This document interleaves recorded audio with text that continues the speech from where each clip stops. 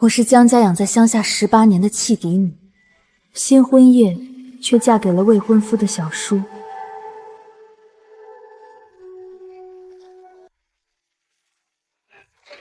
角落，欢起！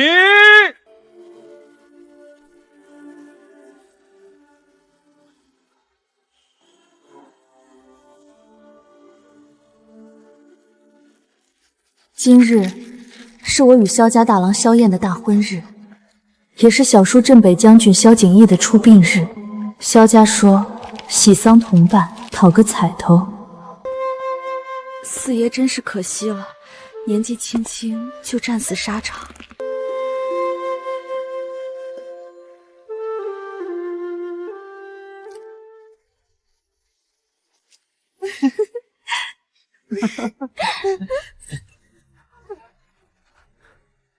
大郎，叫夫君。可今日是你与我姐姐的大婚，谁要娶那客死亲娘的丧门星？要不是有婚约，我们萧家才不会要的。我早该明白，回京不过是把我当作用来履约的棋子。这京城从无一人盼我安好。云儿乖，等过几日我就寻个由头休了他，然后8抬大轿迎你进门做正妻，到时候让他天天跪着给你端洗脚水。要你会说，既然如此，这门亲不结也罢。你们这么喜欢偷，那我就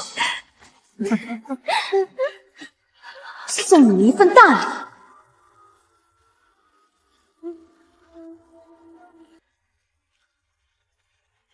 走水了，快来救火啊！快来人啊！大少爷还在屋内。与其嫁给薄情渣男，沦为全城笑柄，不如做个战死将军遗孀，至少有钱、有权、有地位，远比情爱靠谱万倍。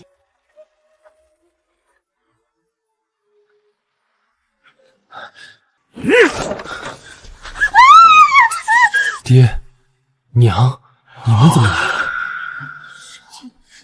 我的天，灵堂还在办丧，他们居然在婚房里！江家二小姐也太不要脸了吧！混账！看你干的好事，萧家的脸都被你丢尽了。爹，我和凌渊是真心相爱的，她还怀了我的骨肉呢，我总不能让我的孩子生下来没有名分吧？你说什么你？老爷，事已至此，你打他有什么用？不如就让令渊一同进府，先做个姨娘，等生下孩子再议名分。不好了，新夫人跑到将军灵堂了呀！什么？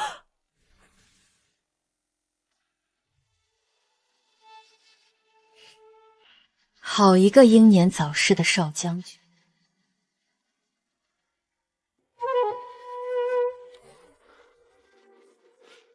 江令旨，你疯了！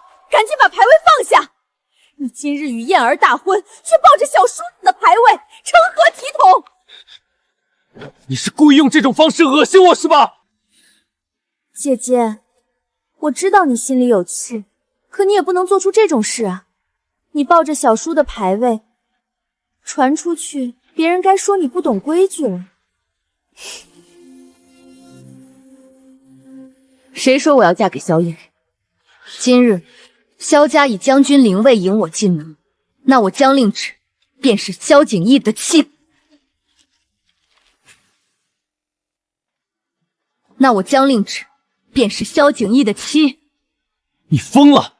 放着好好的正妻不做，非要嫁一个死人，你还要不要脸？荒谬至极！大婚嫁小叔，简直千古未闻！你要让萧家沦为全京城笑柄吗？我不知廉耻。那请问陆夫人，您儿子在亲叔叔的丧期之内，与旁人在婚房私会商议名分，这就叫知规矩了吗？你，还有你萧燕，我告诉你，我江令旨就算是青灯古坟，孤独终老，也绝不嫁你这衣冠禽兽、薄情寡义之徒。你找死！你打啊！有本事你就在萧将军的灵前打死他的心腹，我倒要看看天下人会怎么说你这个不忠不孝、不仁不义的萧家大公子。姐姐，你别冲动，你这样作践自己真的不值得。哦，我作践自己？我守得度日名正言顺、风光体面，总比某些人苟合偷情、未婚先孕、藏在暗处不敢见人要强千倍万倍。我没。够了！江令芷，你在祖宗祠堂面前满口污言秽语，简直是败坏我萧江两家门风。伯父此言差矣，我今日嫁给萧将军，有3利而无1害。这其一，我嫁萧将军，世人只会赞萧家重义，为战死将军立旗手监，不会诟病萧家喜丧乱办，寒天下将士之心。是这个理。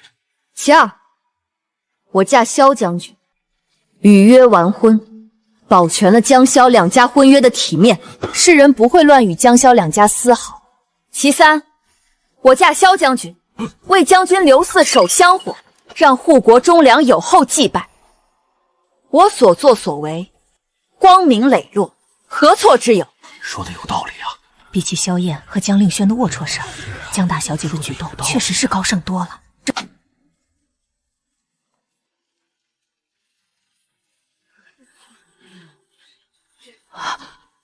孩子，你所言当真，愿真心嫁与景逸，为他终身守节。当真，我愿为萧景逸守节一生，抚育子嗣，供奉香火，此生不渝，请老夫人成全。我最后问你一次，嫁入四房，将此生为景逸守寡，终生不得改嫁，你可认？我认。若为此事，天打雷劈，不得好死。好孩子，是我景逸福气好，今日老身做主，即刻为你2人成婚。娘，不行啊，这太荒唐了，传出去会被人笑掉大牙的。荒唐！萧燕和江令渊做的那些事儿才叫荒唐。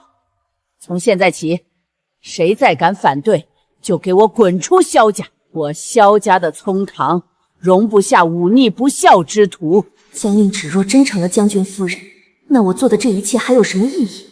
不行，我绝不能让她得意。来人，请宾社，我儿在此拜堂成婚。吉时到，1拜天地，2拜高堂，夫妻对拜。江令芷，别以为这件事我就会善罢甘休。江家该属于我的，我一个都不会让。李成，从今往后，江令芷就是我萧家的4夫人，是萧景逸明媒正娶的妻子。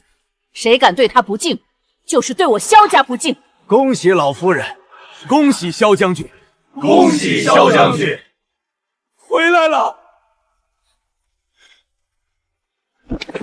老夫人，国公爷，将军回来了！将军回来了！什么？什么？你说什么？景逸她不是坠崖身亡了吗？此人居然活了，这可比嫁给牌位有意思多了。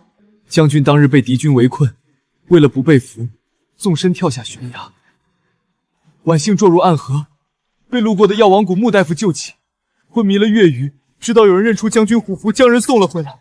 这是什么？只是将军重伤昏迷，穆大夫说，若3个月内不能醒来，便无力回天了。老夫人，3个月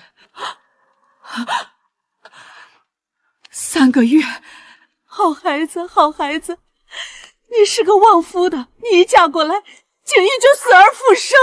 老夫人，万万不可！我这做母亲的求你，好好照顾4郎。若是还能诞下一子，若能为我儿添丁，我明日就进宫求旨，封你为1品诰命夫人。且属于4房的家产也尽数归你，你便是名正言顺的镇北将军夫人，你也永远是萧家的4夫人，无人敢欺。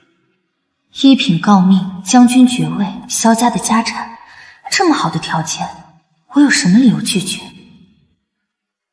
我自幼丧母，被继母赶去乡下，从未有人真心待我。如今萧家肯给我一个家，我自然愿意尽心照顾。好孩子。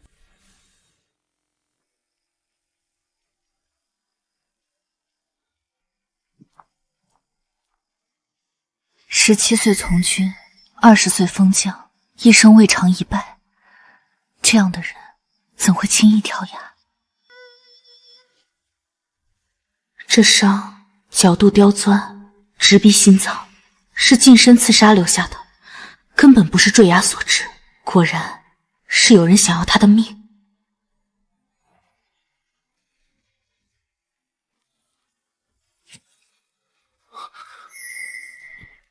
有反应，看来不是无药可救。幸好在乡下时跟着师傅学了10几年医术，救你足够了。萧景逸，我救你不是因为什么夫妻情分，我只是想在这深宅大院里活下去。你若是有心，醒来后便护我周全；若没有，那我也不亏，至少我得到了我想要的。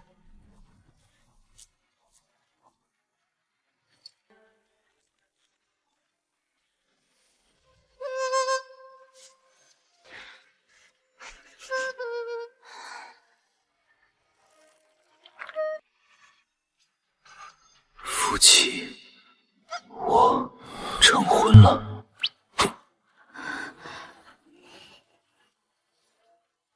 看来用不了3个月，你就能醒了。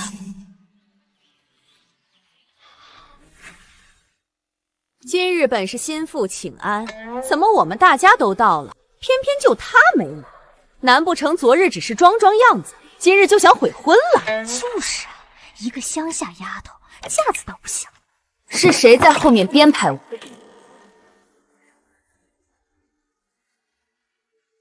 不是说只是个乡里来的野丫头吗？怎么会这么美？昨日，她也有这般风情吗？儿媳方才是去请穆大夫给四爷诊脉，耽搁了时辰，劳烦大家久等，实在抱歉。无妨无妨，大夫怎么说？大夫说四爷的脉象比昨日更有力了。好，好，好，老身就知道你这丫头是景逸的福星。老身说到做到，一会儿便进宫去替你请封诰命。哼！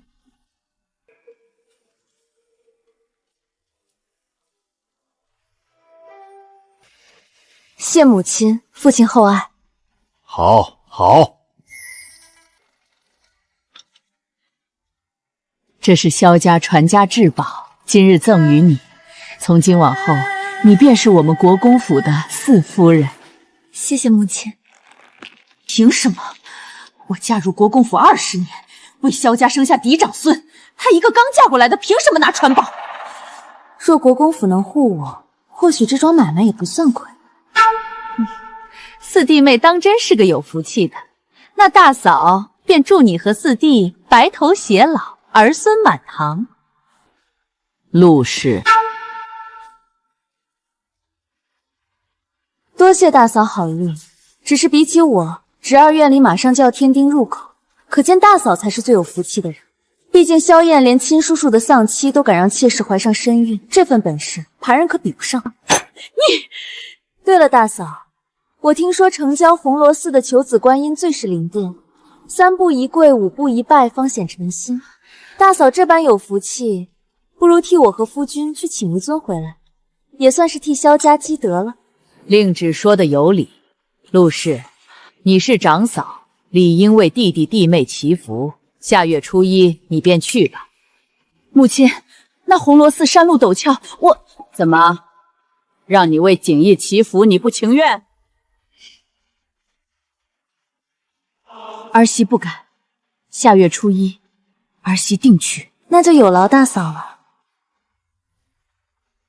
母亲，儿媳先告退。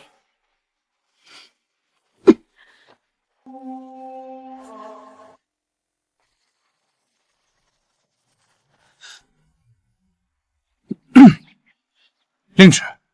大公子有事，按辈分，你该叫我一声四婶，这般直呼名讳，怕是不合规矩。什么四婶不四婶的？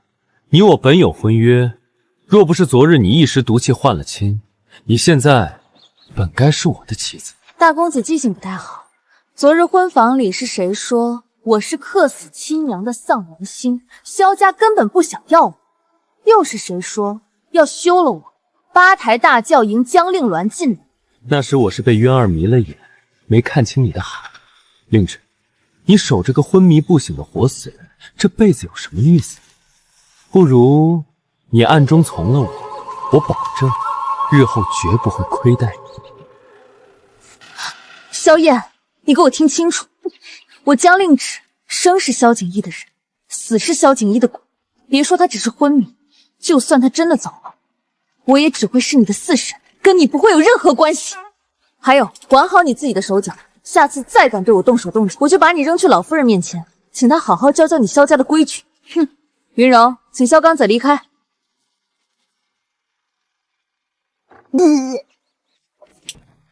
还真是匹烈性子的小野马，比京里那些温吞顺从的贵女有意思多了。萧景逸不过是个半死不活的摊子，撑不了多久。等我坐稳了世子之位，迟早让你心甘情愿求着我。江令芷这个贱人，居然敢勾引的萧燕对他念念不忘！不行，我绝不能让他抢走萧燕，更不能让他抢走属于我的一切。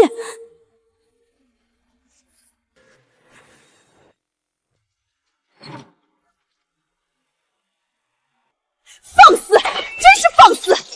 一个乡下来的弃女，刚进萧家大门就敢骑到我的头上作威作福，红螺寺求子，三步一跪斋戒3日，分明是故意折辱我。老夫人竟然还纵容他，当真以为我好拿捏不成？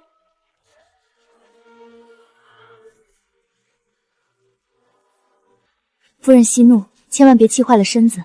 姐姐她不过是一时侥幸，得了老夫人几句偏爱，根本成不了气候。侥幸？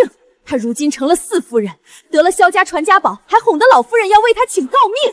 再让她得意下去，这国公府还有我们大房的立足之地吗？夫人放心，我母亲先前早有安排，借着姐姐的名义偷偷备下了100多台嫁妆，实则是为我日后进府铺垫。如今我愿将这些嫁妆全都送给夫人，只求夫人消气，日后多多帮衬我和大郎。还是你通透识大体，放心，过段时日我便和燕儿上门提亲，定不会亏待了你。多谢夫人疼爱。云柔，你去找下管家，让他派几个人把我那放在大房库房的120台嫁妆尽数搬回四房。是，四夫人。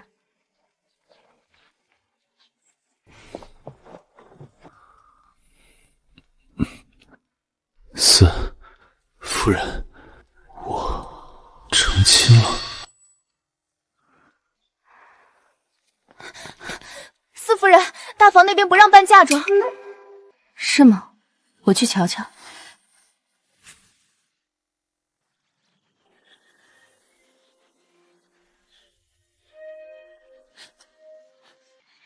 不好，快去告诉大夫人，就说四夫人亲自来了。是。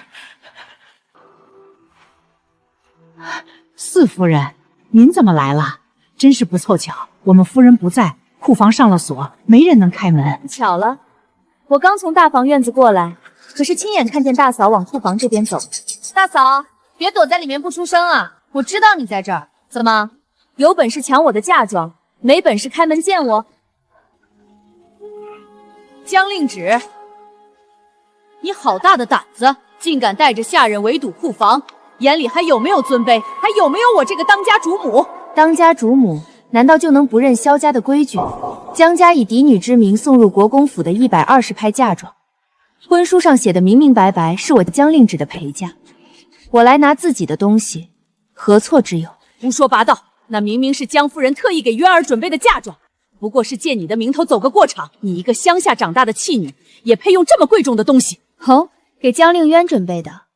据我所知，昨日江家出嫁的只有我一人吧？这江令渊还未出嫁，要的是什么嫁妆？难道说萧燕和江令渊昨日在呼房苟且这事是你默许的？大老爷在朝中做官，到底也是要名声要体面的。大嫂，你敢威胁我？我只是在讲道理。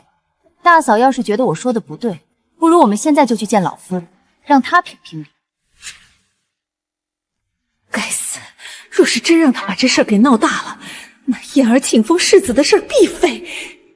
四弟妹误会了，我刚突然想起来，是燕儿那个混账，昨日季差说是江家给令渊的嫁妆，还把库房钥匙拿给了令渊。现如今令渊回江家去了，我也实在没法。是吗？既然大嫂这么不给面子，那我也不必讲什么情面了。给我砸！把库房大门砸开，把属于我的东西一件不少的搬回四房。谁敢拦着，直接报官。出了事儿，我担着。是。张令直，你会后悔的。我后不后悔，就不劳大嫂费心了。倒是大嫂，还是好好准备下月初1去红螺寺的事，别到时候跪不动，惹老夫人不高兴。去，立刻去江府告诉江夫人，叫他们想法子把嫁妆要回来，要么江令渊这辈子都别想踏进国公府的门。是。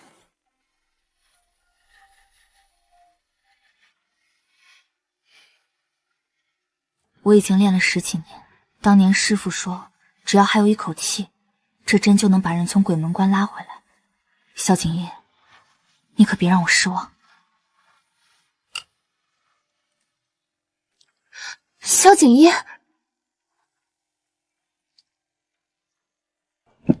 你是谁？你醒了，我是江令之，是你的妻子。江家，那不是萧燕的未婚妻吗？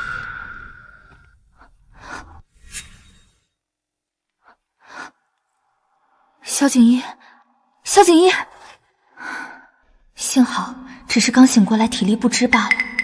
穆大夫，将军醒了。四夫人，您说什么？将军醒了？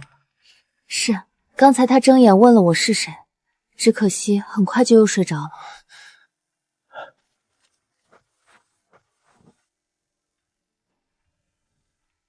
太好了，这是将军彻底清醒的征兆。之前他只是有知觉，现在已经能对外界做出反应了。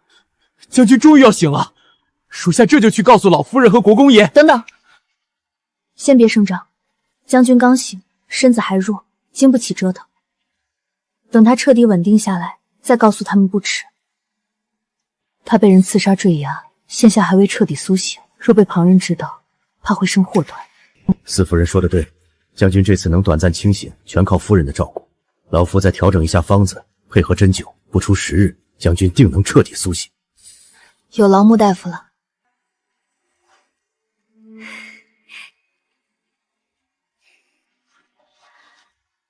萧景烨，你终于要醒过来了。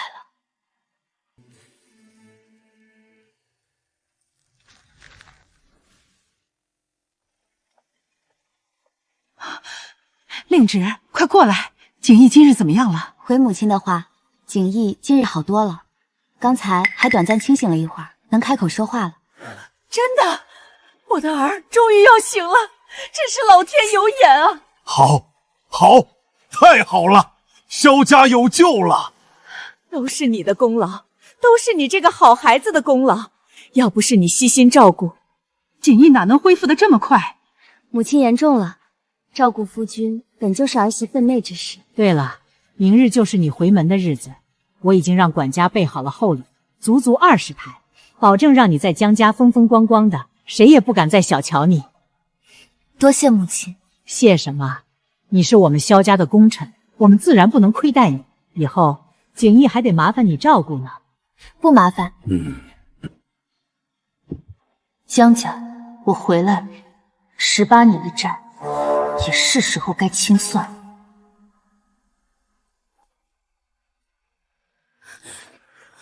母亲，这可如何是好啊！江令之他搬了嫁妆，萧夫人就不让我进门了，我活不成了。别胡说，你怀着萧燕的孩子呢，他们大房判子嗣判多久了？能不要你？萧夫人那意思，不过是让咱们找江令之把嫁妆要回去。可他都把嫁妆搬进自己院子里了，怎么还让他离开国公府不就好了？那丫头换亲嫁一个昏迷不醒的摊子，指不定心里多后悔。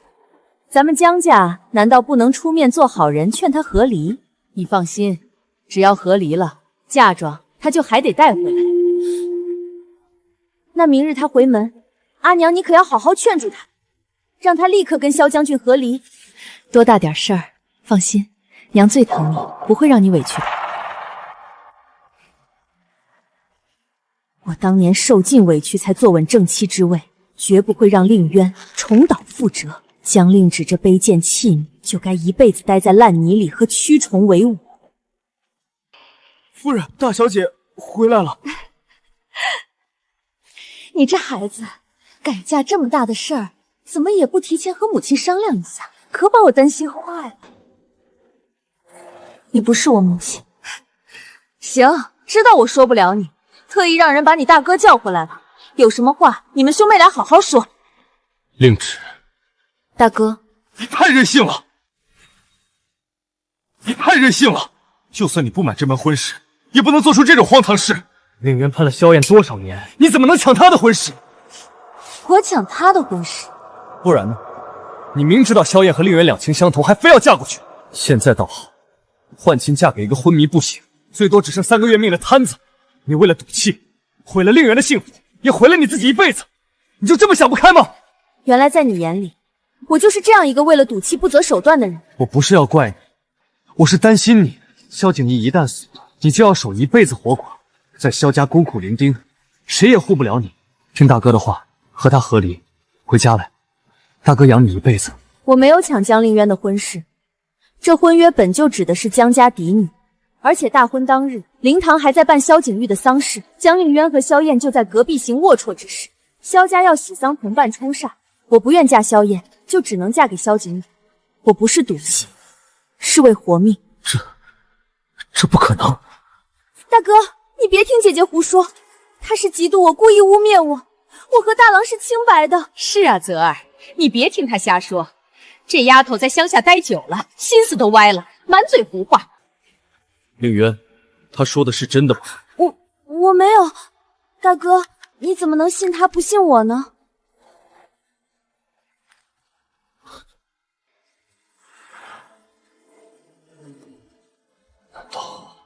真是我错怪他了。江令之，你别在这儿挑拨离间。不管怎么说，嫁给一个活死人就是不对。今天你必须签了这份和离书。是啊，姐姐，你就签了吧。我们也是为你好，为我好。你们是为了那100多台嫁妆吧？只要我签了和离书，嫁妆就得带回江家，正好给江令元当陪嫁，让他风风光光的嫁给萧燕，对吗？你胡说！江令芷，我告诉你，今天这和离书，你签也得签，不签也得签。来人，大小姐顽劣不堪，目无尊长，给我把她按住，强行让她按手印。是。松开！我乃陛下亲封的一品诰命夫人，你敢动我，江家必诛九族！好一个陛下亲自赐婚的一品诰命，你真以为凭一个快死了的萧将军能保得住你？只要签了这个，你与萧将军就再无关系，任凭我们江府处置。动手！放开我！住！镇北将军有令，接夫人回府。萧景逸，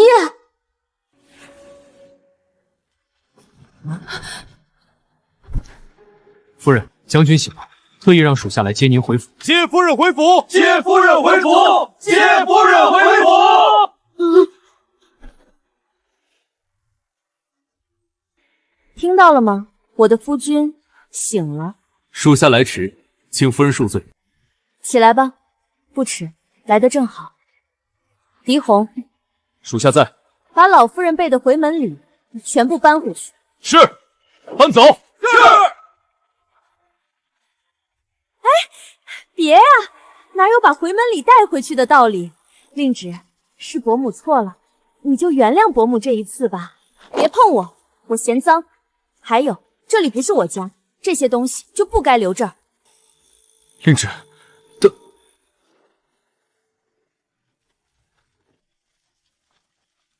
娘，你看他。没事，娘会再想办法的。该死，她不是被养在乡下吗？怎么这气势比京中贵女还足？而且萧景逸居然醒了，这下麻烦了。江令芷，母亲因生你而死，我该恨你的。哪怕你被扔去乡下18年，我也从未心软。可方才见你被刁难，我竟有一丝心疼。你是我亲妹妹，但母亲的仇，我又怎能忘却？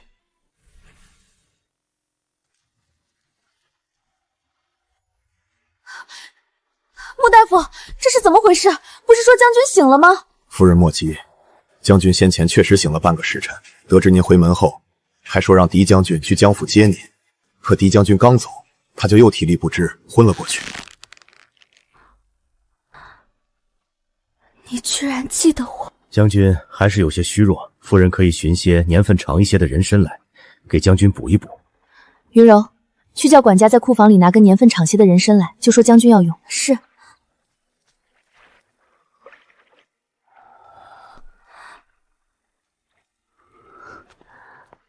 四夫人，这是大夫人从库房挑的年份最大的人参，说是有上千年了，老奴给您送过来。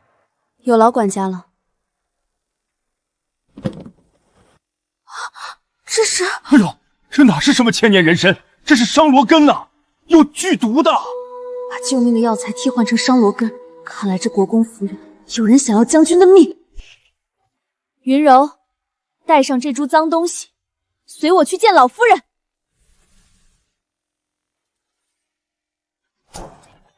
岂有此理！去把大夫人陆氏给我叫来。是，老夫人。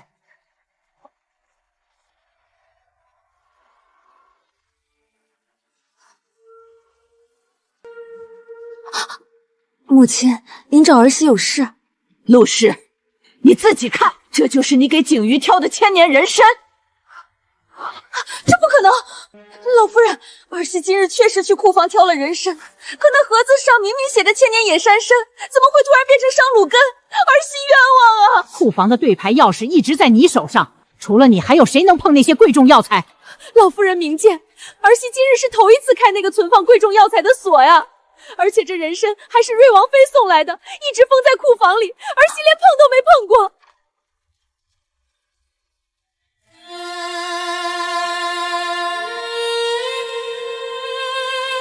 母亲，我听说出大事了，四弟的人参怎么了？天哪，居然是商路根！大嫂，这到底是怎么回事？四弟现在可还躺在床上等着救命呢，你管着库房，居然出了这么大的纰漏，这要是真给四弟喝了下去，后果不堪设想啊！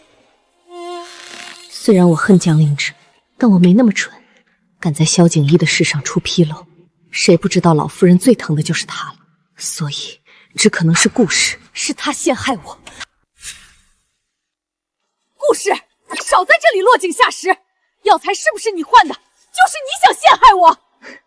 大嫂，我可没有落井下石，我说的是事实。而且库房钥匙在你手上，我就算想陷害你，也没处下手，是吗？够了！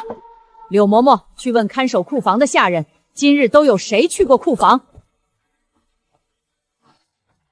老夫人，4个守库房的下人都发誓，今日除了大夫人和管家，没见任何人进过贵重药材库。不可能，这不可能，一定是有人陷害我。不如让穆大夫去库房彻查一遍，看看是只有这1格人参被换了，还是其他药材也出了问题，也好查清到底是有人故意陷害，还是大嫂管家不严出了迷路。好，穆大夫，有劳你了。老夫人客气了。老夫人，查过了，库房里其他几株百年人参也都被换成了另外的药材，而瑞王妃送来的药材里，只有这株千年人参被换成了商路根。陆氏，这就是你管家的本事？你是打算把国公府的天戳个窟窿出来吗？老夫人饶命，儿媳知错了，是儿媳管家不严，才让奸人有机可乘。求老夫人再给儿媳一次机会。若是今日令旨没有发现，景怡岂不是就被你害死了？母亲，您别气坏了身子，大嫂也不是故意的，就是太粗心了。不过这长家的事关乎全府上下的安危，尤其是现在四弟病重，可不能再出任何差错了。大嫂这次是差点酿成大祸，要是下次……从今日起，府里的中费交由2夫人顾氏掌管。陆氏，把库房的对牌钥匙立刻交出来。谢母亲信任，而且一定尽心尽力管好府里的事，绝不让您失望，也绝不会再让四弟的事出任何失漏。令旨，我知道你心思缜密，府里这些年的账目就由你帮着老二家的彻查一遍吧，有任何问题直接向我禀报。儿媳遵命，定不负老夫人所托。好了，都散了吧。管家，立刻去京城最好的药铺买最好人参回来，先紧着锦衣用。是。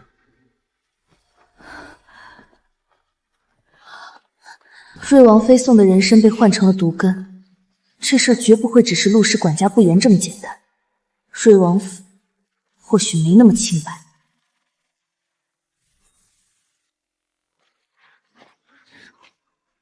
江令旨，你好深的手段！我娘执掌钟馗20年，你才进门几天就撺掇老夫人夺了她的权，你安的什么心？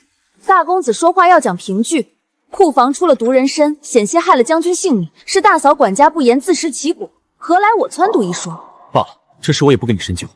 说到底，你也是受了委屈才闹脾气。你守着个半死不活的萧景逸，今后日子长着呢，何苦处处树敌？不如听我一句，往后安分些，别跟我娘作对。等日后我接掌了国公府，少不了你的好处，总比你如今守着活寡强。大少爷，萧燕，你是不是觉得全天下的女人都该围着你转？自然不，我眼里可只有你。这一巴掌是教你懂尊卑。我是陛下亲封的一体诰命，是你四叔明媒正娶的妻子，你见了我不行礼问安，还敢对我动手动脚？再有下一次，我就不是打你一巴掌这么简单了，我会直接告诉老夫人，到时候你不妨问问爹，是你的脸面重要，还是萧家的脸面重要？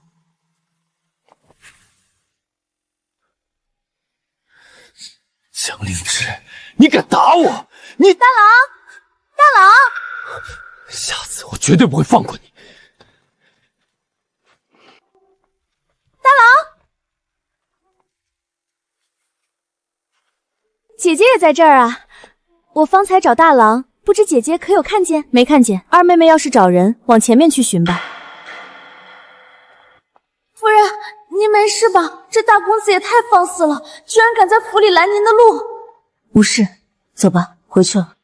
往后出出多留心些就是。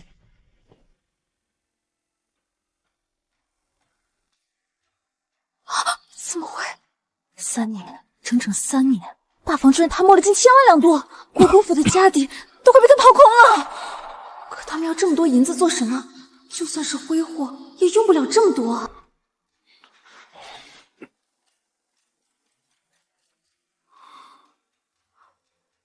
萧景逸，你醒了？醒了。方才看你算得入神，没敢打扰你。刚醒身子虚，先别动。感觉怎么样？头还晕吗？身上可有哪里刺痛不适？并无大碍。方才隐约听见你提起账目，还说到大房贪墨了1000万两。我算了一夜，只是近3年的账目，明面上的亏空就有300多万两，加上被转移早的田铺子，加起来至少1000万两。我实在想不通，他们要这么多银子做什么？我知道。你知道？我这次出征回朝的路上，遭遇了3次刺杀。刺杀？难道是大房的人？我抓了一个活口，说是大房派来的人，但我却觉得不对劲。大哥虽说一直忌惮我，怕我抢他的位置，但他应该没那个胆子派人杀我。何况那些刺客个个身手矫健，训练有素，绝不是府里护院的水平。你的意思是，有人借了大房的手来杀你？没错，他们花这么多银子，就是在为背后的人做事。前几日管家去库房拿人参，结果发现那株瑞王妃送的千年人参被换成了有剧毒的商路根，莫非是……果然是想斩草除根，一点机会都不肯给我留。此事凶险，你莫要多问，你只需记住，往后大房的人一个都别信。我知道，你刚醒，别劳神，躺下歇息，我去外间软榻守着，有事唤我。你做什么？伤口刚结痂，不要命了！院外有人，估计是来看我醒没醒的。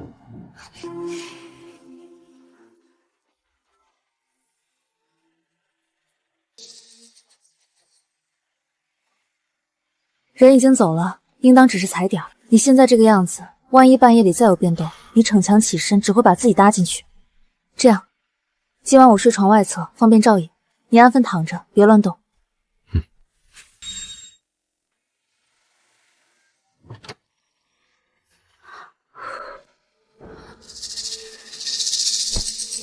才刚醒，就有人迫不及待找上门来。这国公府比我想的还要凶险。夫人本是二公子萧燕的未婚妻，只是大婚当日撞见萧燕与江令渊私通，这才当场换亲嫁给了你。而江家弃养她10几年，接回只为履约，换亲之事也全然不管。她自小无人庇护，嫁入萧家没享过一天福，反倒要跟着我担惊受怕，如今守着我照料我，说到底也不过不是碍于这名义上的夫妻名分，想在这深宅里寻个靠山罢了。毕竟她本就不是心甘情愿嫁我，江家弃她，萧燕负的，我不能再让她受半分委屈。既成了夫妻，我萧景逸这辈子就绝不会负的。贱人，都是一群贱人！夫人息怒，气坏了身子不值当。老奴晚上路过顺源，可瞧见一桩要命的事儿。还有什么事比救了掌家权更要命？夫人，四夫人屋里摊着满满一桌子账册，她手里还拿着算盘噼里啪啦算着呢。她在查咱们的账啊！什么？她一个乡下野丫头，怎么可能会查账？老奴也纳闷啊，可她一笔一笔对着账本算，看得比账房先生还认真。咱们那些做了假的铺子营收被转移的田产，万一被他查出来，老夫人绝不会饶了咱们啊！不行，绝不能让他查下去，该想个法子才行。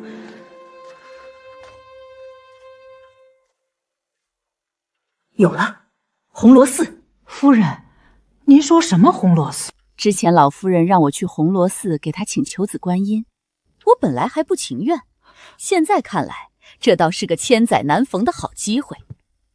江令芷，这一次我定要让你有去无回。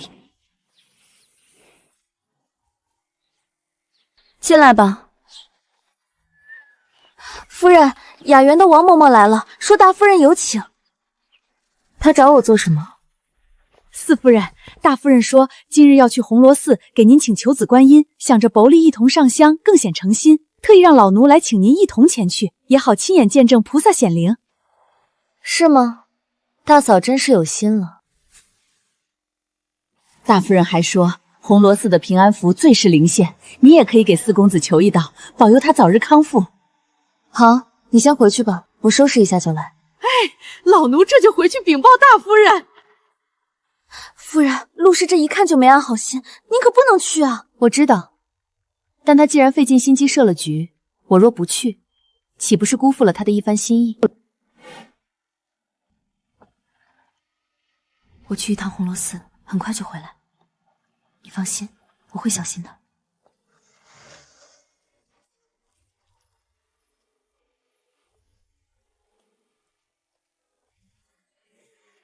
姐姐，你也来了，真是巧啊！一早萧燕也说要我随大夫人去红螺寺拜拜，求我肚子里的孩子平安降生呢。是吗？那真是恭喜二妹了。姐姐，你看，就算你嫁给了萧景逸又怎么样？他现在就是个摊子，说不定哪天就死了。而我呢，怀着萧家的嫡长孙，以后整个国公府都是我儿子的，你永远都比不上我。好了好了，都是一家人，说这些做什么？快上车吧，别误了吉时。陆氏、江令渊，不管你们想玩什么把戏，我都奉陪到底。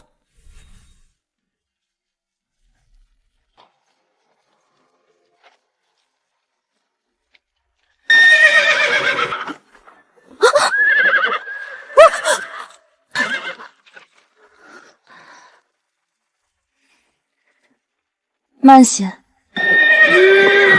四夫人，慢不下来了，马惊了！什么？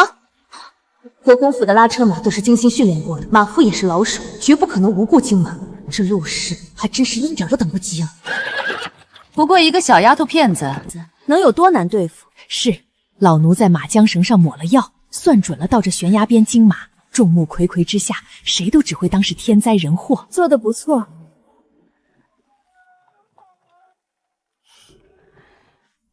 太好了，江令芷终于要死了，这次他就算有9条命也逃不掉。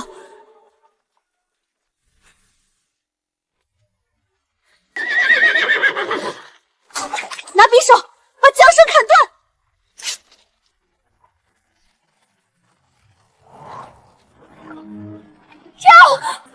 我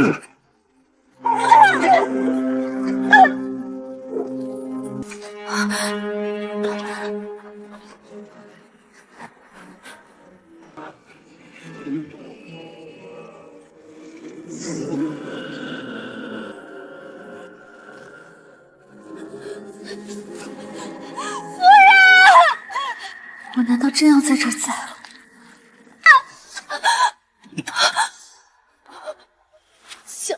将军，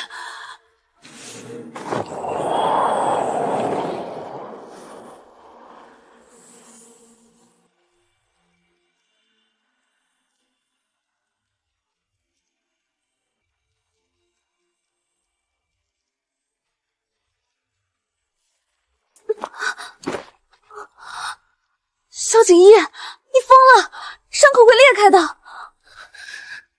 别怕，我说过我会护着你的。脉象急促，气息紊乱，还好，只是旧伤复发，不严重。你个傻子，明明自己身上有伤，还逞什么强？从那么高的地方跳下来，不要命了？夫君，谢谢。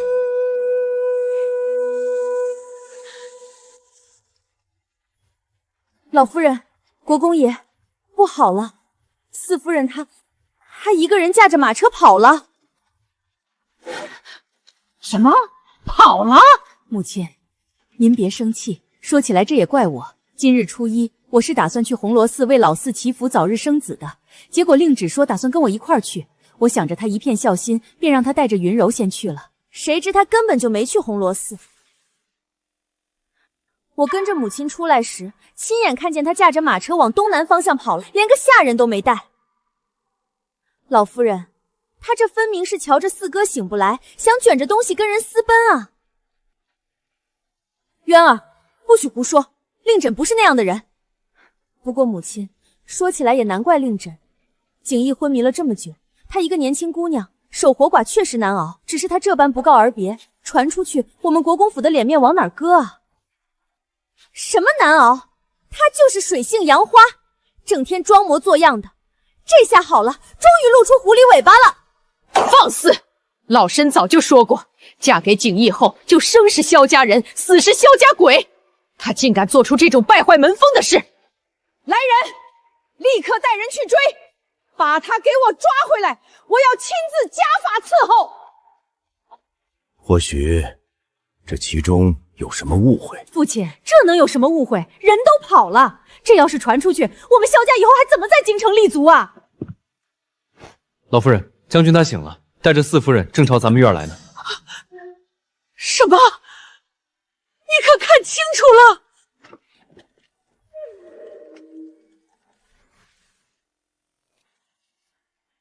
景逸，你这孩子醒了，怎么不提前叫人通报？可把母亲担心坏了。这两口子是跟阎王爷沾亲吗？怎么连地府都不收他们？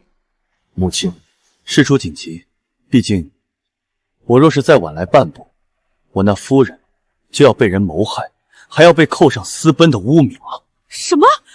谋害？母亲明鉴。今日一早，大夫人说红螺寺的平安符最是灵相，哄我单独乘一辆马车去祈福。谁知行至半山腰，马匹突然受惊，拉着马车直冲悬崖。我拼死跳车，才侥幸抓住崖边的石头，捡回一条命。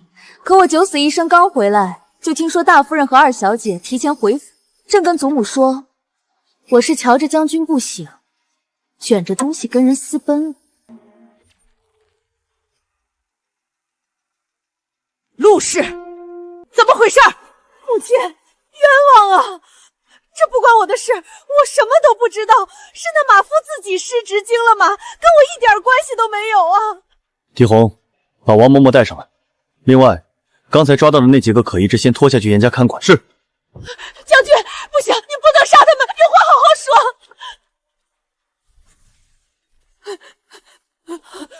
夫人。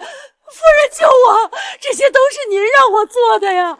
看在我伺候您这么多年的份上，救救我！你这个刁奴，胡说八道什么？我什么时候让你做过这种事？你自己贪财收了别人的好处，竟敢攀咬主子！陆氏，你好狠的心！是是你让我在马缰绳上抹迷香，害四夫人坠鞍的。你还说，就算江令直死了，也只会当是意外。你还答应过我，事成之后给我100两银子，让我回老家养老的。你怎么能这么对我？你谋害将军夫人，按军法当斩。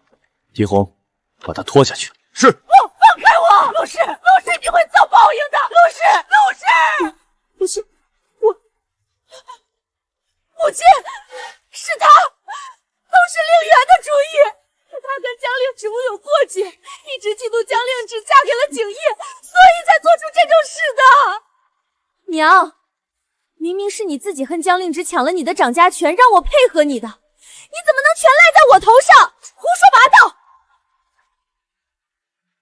分明是你心术不正，小小年纪就心思歹毒，想要害人。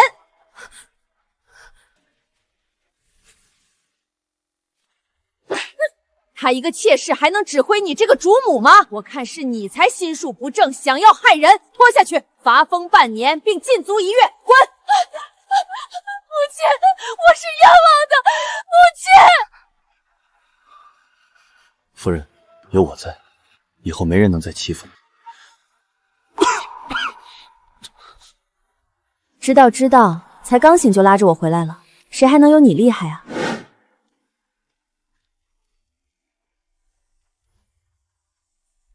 将军，夫人，你们可算回来了。陆华伦已陷进泥坑里了，折腾半天才弄出来。云柔，去让厨房烧2桶热水，我要洗个澡。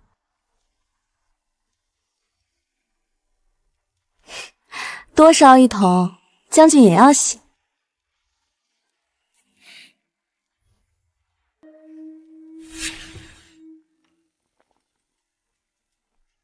夫人，热水备好了。好，下去吧。没有我的吩咐，不要进来。是，夫人。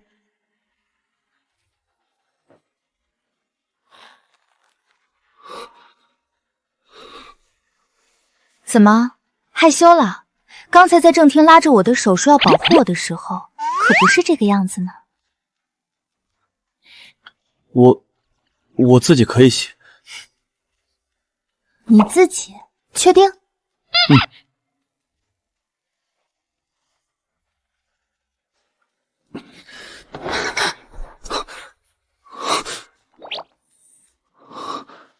这男女授受不亲。好了，别逞强了，一会儿你摔了不是更麻烦？再说了，我们是夫妻，有什么好害羞的？我自己来，这是……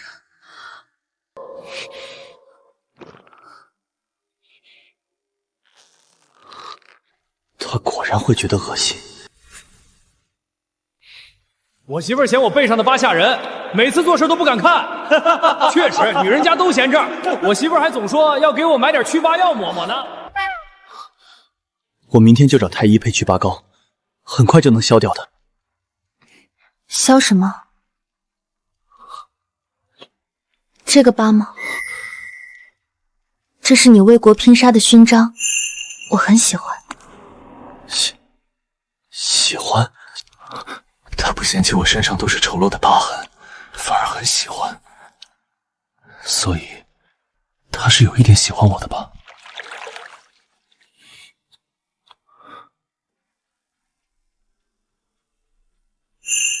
疼吗？不疼，早就不疼了。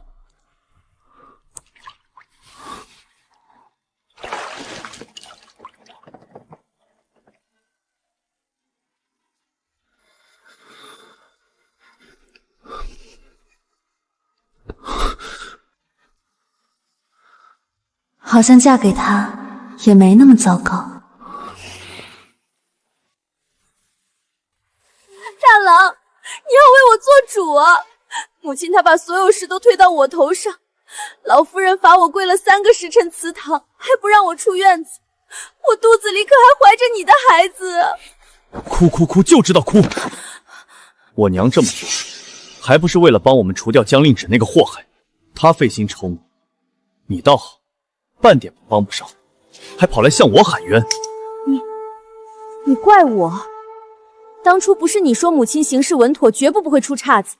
现在王嬷嬷招了，母亲把自己摘得干干净净，你反倒全来怪我。我娘行事什么时候错过？肯定是你沉不住气，处处针对江令芷，惹得她起了疑心。要不然她能那么容易躲过？我娘执掌钟馗20年，府里从没出过半点纰漏，偏偏带你去一趟红螺寺就出了这么大的事，不是你还能是谁？现在好了，江令芷毫发无损，我娘丢了掌家权，连王嬷嬷都折进去了，全府上下都在看我们大房的笑话，你满意了？萧燕，你当初说会护着我和孩子一辈子，现在就因为这点事你就怪我？我现在自身都难保，哪有功夫跟你掰扯这些对错？你安分点待在院里，好好保住肚子里的孩子，别再给我惹事。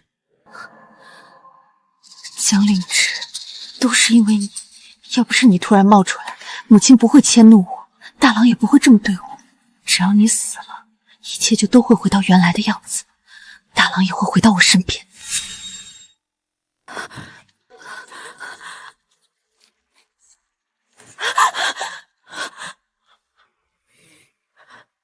大哥，怎么了？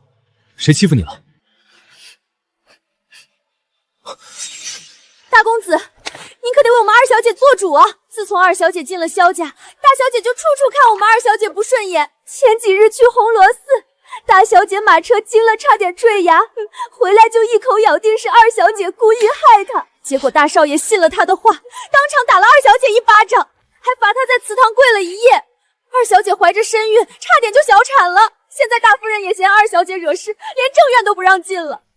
我们二小姐在萧家过得连个下人都不如啊！大公子，您再不管二小姐和她肚子里的孩子，迟早要被大小姐害死啊！还不快住口！当着大哥的面胡说八道什么？姐姐她只是不喜欢我罢了，不是故意的。坠崖，令渊性子柔弱，连只蚂蚁都不敢踩。难道真是令芷仗着将军夫人的身份，故意刁难她？我就知道她真是一点都不安生。好了，别哭了，大哥想想法子，定不会让你受委屈的。大哥，你待渊儿真好。四爷夫人，可算找着你们了！水源起火了，好好的怎么会起火？许是天干物燥引着了，二夫人已经带人去救火了。悬了这么久的心，总算放下了。夫人，这下四夫人看管账册不力，肯定要被老夫人责罚了。从前有老夫人纵着她横行霸道，今日这场火，看谁还能护着她。夫人您盛装打扮，正好去看这场好戏。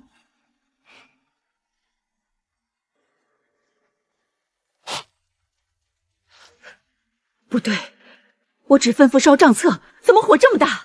怎么回事？火怎么这么大？大夫人，巡防营都来了，姑姑爷和老夫人让您带所有人去荣安堂避一避。巡防营？怎会？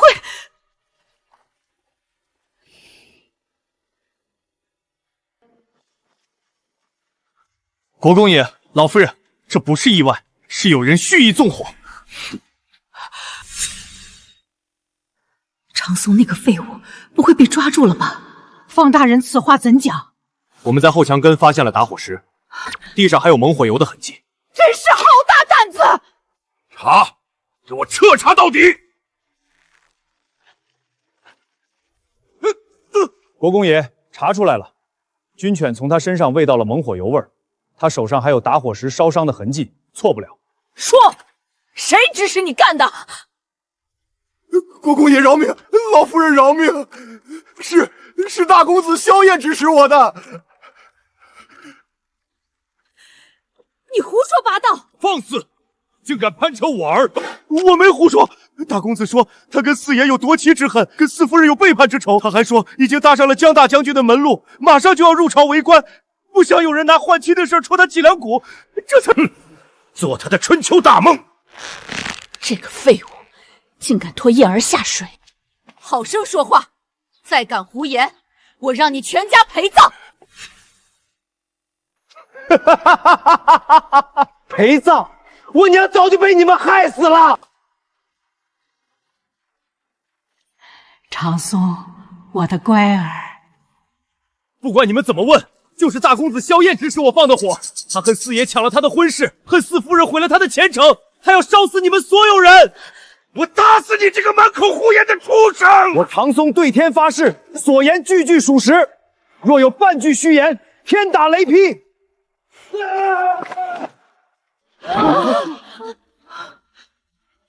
自从萧燕纳妾后，整日游手好闲，惹是生非。这次必须把她送回沙州，好好磨磨性子。国公爷，老夫人，沙州风沙漫天，燕儿自小没受过苦，她怎么受得了啊？哼，萧家祖辈就是从沙州打出来的，家喻关外战死多少萧家儿郎。可是他凭什么受不得？慈母多败儿，都是你惯的。你再敢求情，我就休了你。倒是自食其果了，想烧账册没成，竟还害得萧燕被赶出府，倒真是活该。将军，夫人一早去清点提前转移出来的账册了，孟白跟着，不会有事。大房那边还有动静吗？陆氏一早就派春县去了顺源，想确认账册有没有烧干净。他倒是心急，本还想再多探查一些消息，看来是不行了。狄青，拿纸笔来。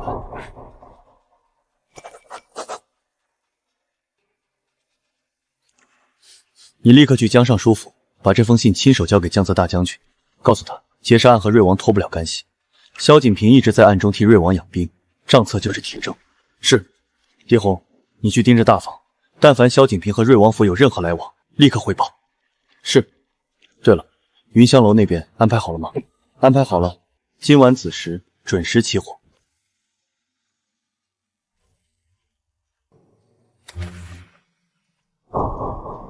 萧景逸居然真的醒了，还以为之前那次只是江令日虚张声势。将军已经彻底清醒，只是身体还需调养。他说此事只有大将军您能托付。回去告诉你们将军，这是我应允。是。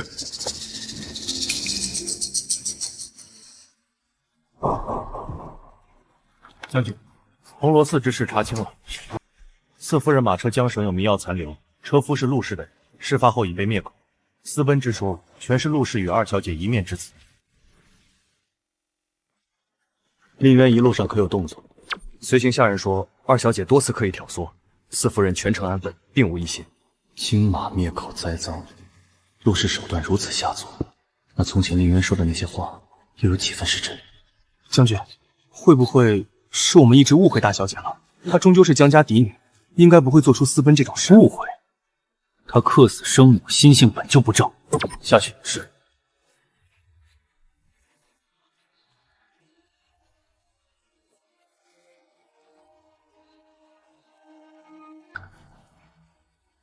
阿娘，萧景逸醒了，托我查瑞王谋逆的案子，我应了。案子查起来，少不得要跟他打交道。我知道你18年都过去，那我就再容他苟活些时日，好不好？等我替萧景逸查明瑞王这事儿，定让他去陪你。阿娘，你莫不是觉得我做错了？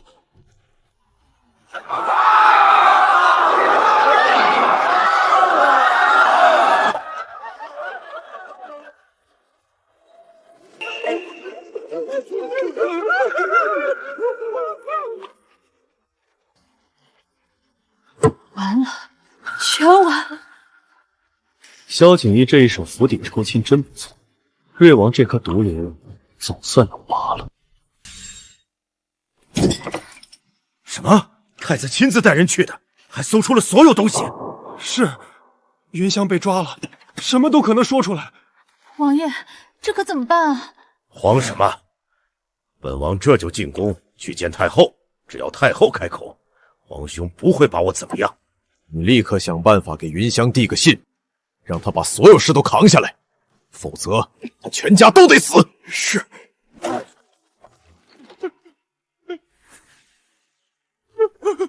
皇兄，我冤枉，这一切都是傅远背着臣弟干的，我好不知情啊！冤枉！这些密信难道也是傅远伪造的不成？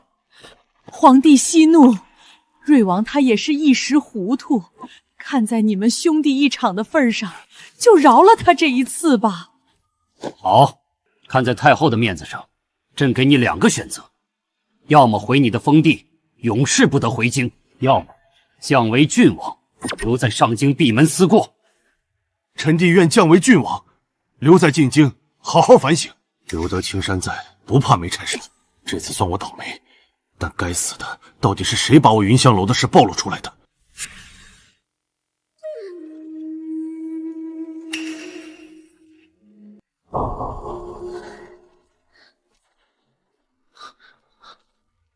将军、夫人，宫里消息确认了，瑞王被降为郡王，罚闭门思过1年，傅远连夜自尽，云香在大牢里暴毙，所有线索都断了。只是降爵，皇上对瑞王也太宽容了吧？皇帝并非糊涂人，说不准他这是故意留着瑞王，想引蛇出洞，但我们不能等，瑞王一日不出。没关系，一个把柄不够，我们就再找更多。总有一天，能让他付出代价。狄青，把夫人上次从顺源搬走没看完的账册搬书房去。是。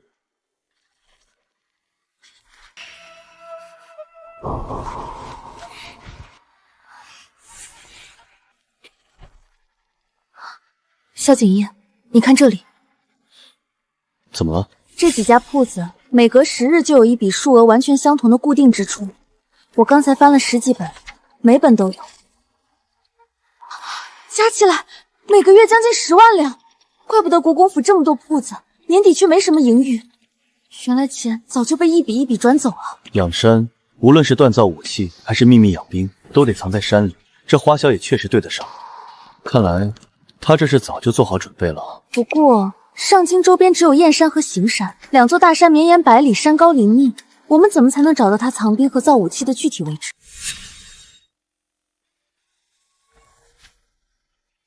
孟白，瑞王府最近有什么动静？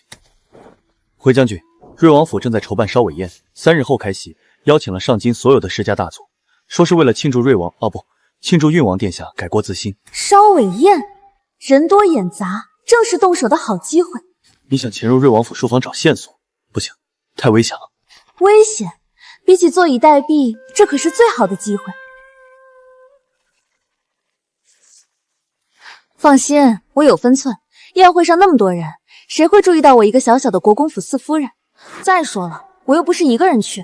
狄青，你带几个人在王府转接应。孟白，你提前混进王府做杂役，摸清书房的位置和守卫换班的时间。不行，我跟你一起去。你现在身体还没好利索，怎么去？到时候我还要分心照顾你。你乖乖在家等我，我保证一定平安回来，还会把瑞王藏兵的地图带回来。万事小心，如果遇到危险，立刻撤退，不要管什么线索。你的安全比什么都重要。知道了，等我回来，我们就可以收网了。燕儿，我的儿，到了沙洲一定要照顾好自己，你且忍一忍，娘一定想办法把你接回来。忍？我凭什么忍？都是江令芷那个贱人害的我。萧燕对天发誓，总有一天我要回来，让她血债血偿。你放心，娘不会让你白受这份亏的。江令芷还有萧景烨，娘一定会让他们付出代价。行了，快走吧，晚了就赶不上城门了。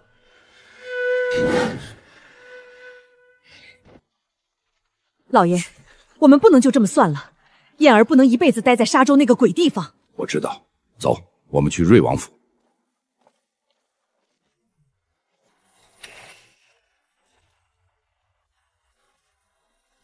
瑞王，您再不出手，我们大房就真的完了。江令芷他攥着账册，日夜彻查，再查下去，我们替您养兵的事迟早要暴露啊！到时候不仅我们全家没命，您的大计也会毁于一旦。是啊，瑞王，老夫人都放话要把我赶出府了。我要是走了，国公府的银钱就全落到江令芷手里，您的翻身大计可就断了最重要的金钱来源。威胁我，你们也配？不敢不敢，求您救救我们！只要能保住大房，我们夫妻2人这辈子都给您当牛做马，绝无二心。罢了，养了你们这么久，总不能看着你们就这么废。本王倒是有个万全之策，既能让你们重掌国公府中尉，还能一次性除掉萧景义和江令芷这两个心不大患。什么法子？瑞王请讲，我们万死不辞。过几日后，本王在府中举办烧吻宴，宴请上京所有世家去。萧景宇体弱，定然不会赴。江令芷独自赴，没了萧景义在身边，到时他一小小的鱼刺，岂不是任我们拿捏？可是江令芷那丫头警惕得很，之前几次下手都被她躲过去了。放心，本王自有办法。好，好，好！只要江令芷一死，萧景义必定心神大乱，到时候整个国公府就都是我们的了。敢挡我的路，还想全身而退？哼！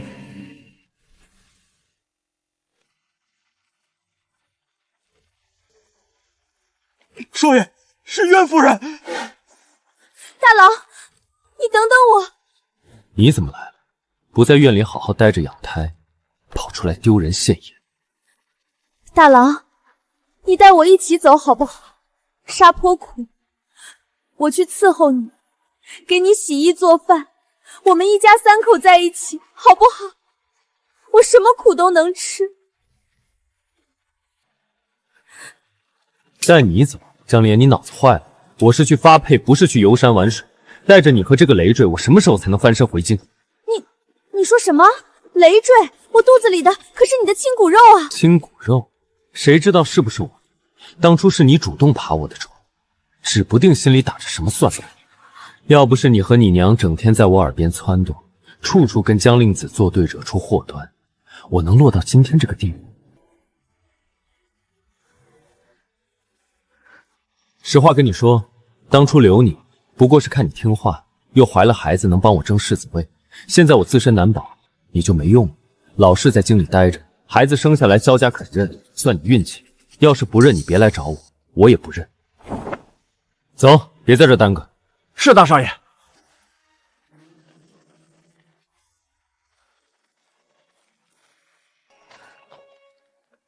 萧燕，江令芷。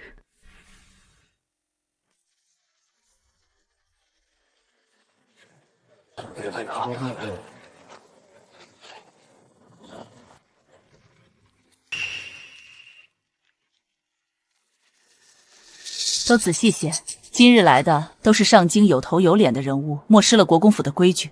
是二伯母。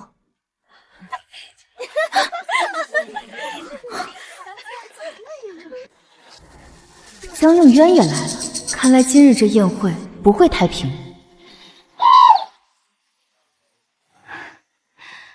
瑞王府当真是气派，大房贪墨的1000万两，够把国公府修得比这还奢华10倍。二弟妹，可算等到你们了。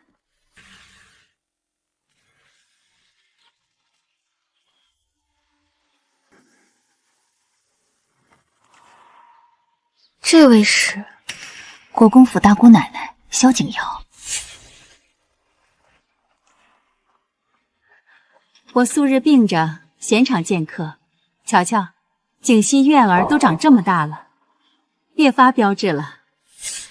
谢大姑奶奶夸奖。这位就是景怡的夫人吧？这是我女儿慧柔。慧柔见过小舅母。见过小舅母。原来她就是江令渊给我备的大礼。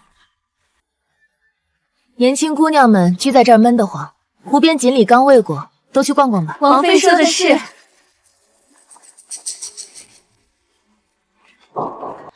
人多眼杂，想悄无声息潜入书房，得找个绝佳的时机才行。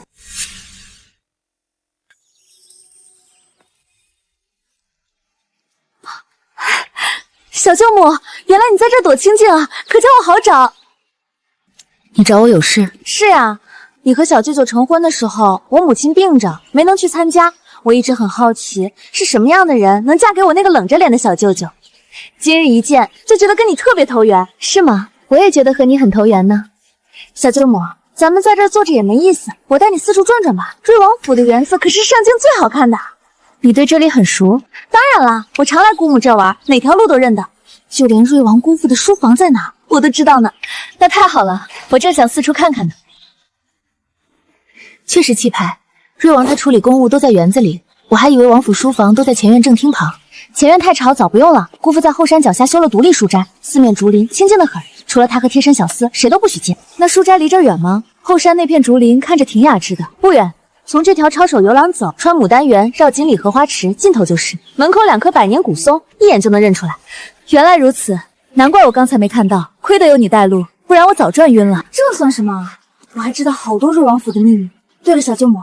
小舅舅最爱的山猫下载了，养在后山山洞里，咱们去挑只最好看的带回去给他，他肯定高兴。他喜欢猫？是呀，上次他来见过一次，喜欢的不得了。瑞王姑父说让我挑一只送给他，希望他能早日康复。好，那就去看看。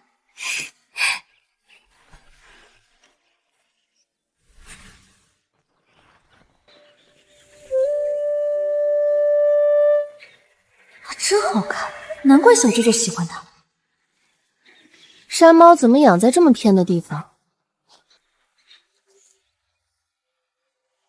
毕竟是山猫嘛，性子野，就得养在山里才好。哎呀，小舅母，你进去看吧，小猫都在里面呢，可可爱了。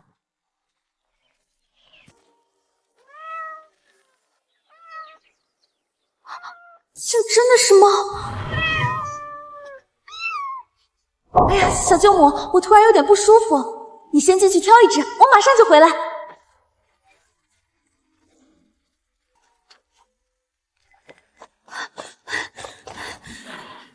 怎么样，成了吗？放心吧，渊儿，我办事你还不放心？我特意让人饿了黑犬3天3夜，而且它刚生了崽，性情最是暴躁。太好了，我求了大哥那么久，他都不动手，那就我自己来，我倒要看看，等他被黑犬撕成碎片，还有谁能护着他？就是，这次他死定了。夫人，是黑犬。怕什么？正愁没法搅乱这场宴会，这黑犬倒是送上门的好机会。还好当年在庄子上跟着师傅驯兽，专业对口了。去吧。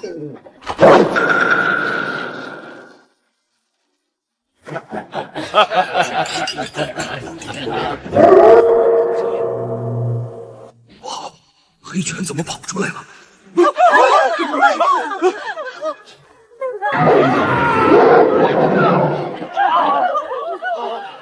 黑犬下山了！救命啊！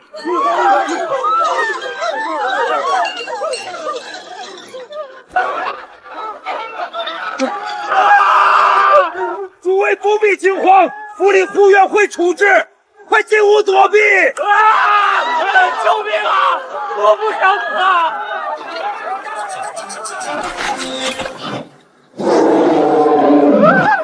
救命啊！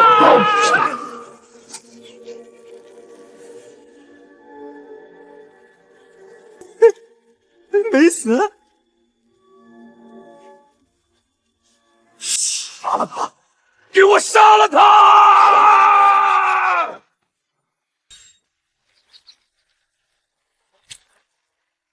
放肆！外面在闹什么？这成何体统？王妃，不好了！后山黑犬出笼伤人了，王爷脸上被抓伤，周大公子险些丧命，还有位县主落了水。什么？我的冤肝！江令之那个贱人肯定死了，终于可以看好戏了。你滚开！肯定是这个蠢货瞒着我搞事，差点害死我儿子。令旨不见了，肯定是他们搞的鬼。快回府请老夫人过来。是，二夫人。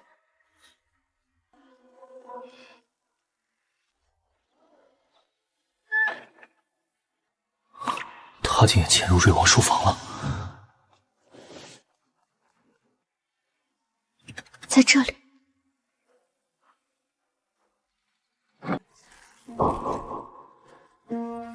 小心！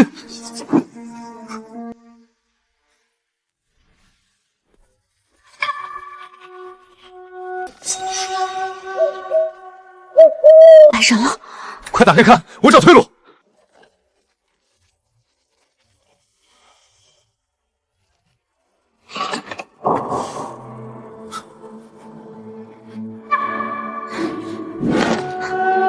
看清了？都记住了。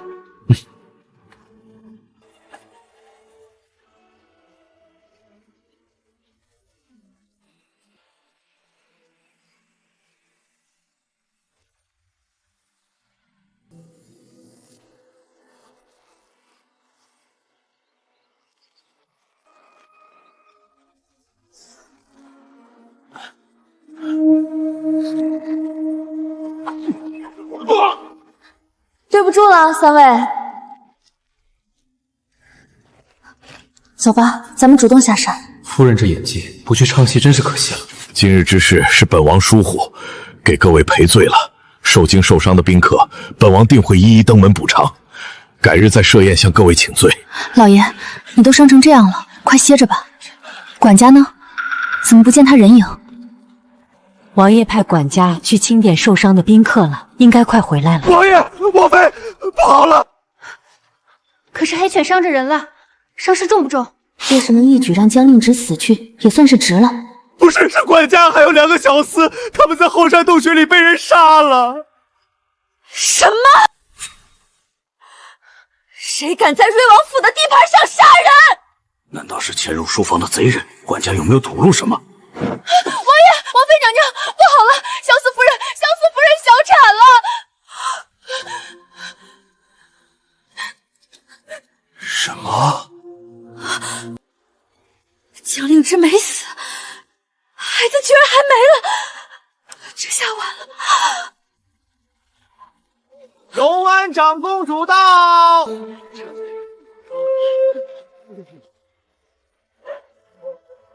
皇姐，见过长公主。本宫的儿媳呢？在后院。跪下！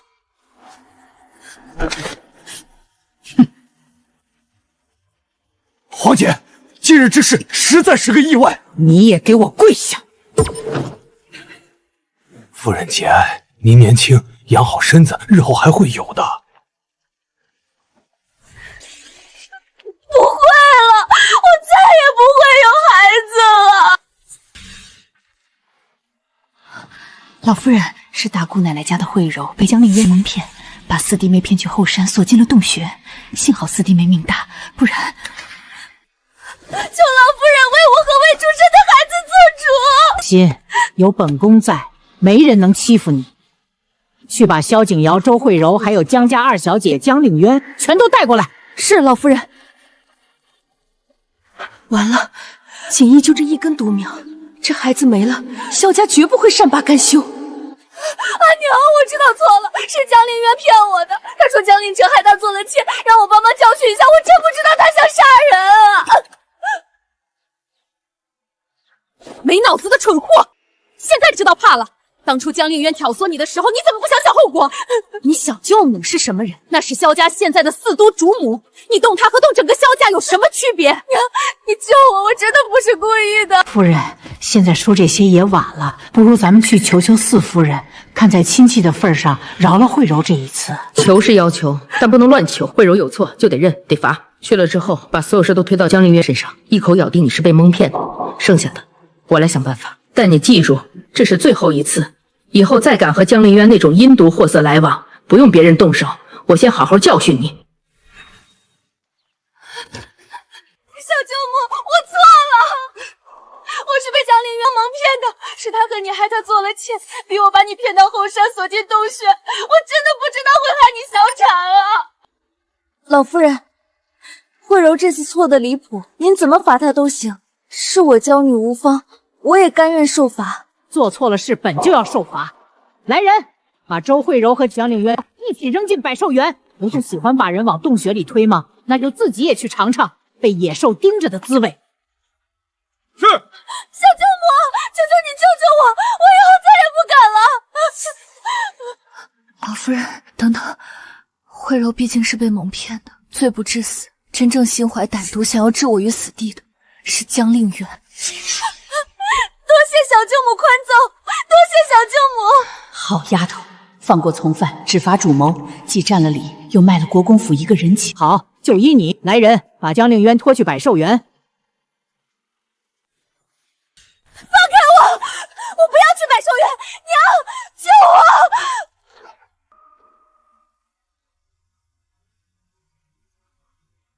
长公主，求您开恩，饶了令渊这一次吧。他肚里还怀着萧家的孩子呀！求您看在未出世的孩子份上，饶了他吧！老夫人，我肚子里可是萧家的嫡长孙啊！我萧家可没有这样阴毒的子孙，他肚子里的孽种萧家不认，拖走。是。长公主，求您了，孩子是无辜的呀！老爷，您求求长公主，令媛可还怀着……够了！丢人的东西！老爷，那是我们的女儿啊！他做出这种伤天害理的事，也是他罪有应得。老爷，你别走！老爷，江令池，我到底哪里不如你了？凭什么所有好东西都是你的？娘救我啊！宁远，我的女儿啊！走吧。江令旨、萧景逸，今日之辱，本王定要百倍奉还。四夫人，老夫人特意让老奴过来跟您说，今日瑞王府之事，您处置的极妥当。从今日起，府里的掌家权就交给您了。老夫人还说，戏演的再好，也得有真东西撑着。这国公府的未来，终究是要落在嫡孙身上的。劳烦母亲挂心，我记下了。这是老夫人盯着厨房熬了3个时辰的补汤，让您和将军分着喝。补汤，替我谢过母亲，我们一定不会让母亲失望的。他果然都看出来了，这老夫人还真是一点亏都不吃。母亲倒是想得周到，连汤都准备好了。是啊，看来我们得抓紧时间了。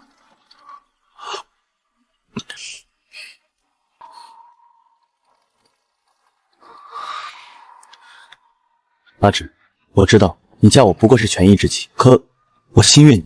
我以前总觉得我这辈子要么死在战场上，要么守着萧家过一辈子。可自从你来了，我才知道原来有妻子是这么幸福。我愿意等你心甘情愿地接受我，把我当成萧景烨，而不是那个你用来安身立命的将军夫君。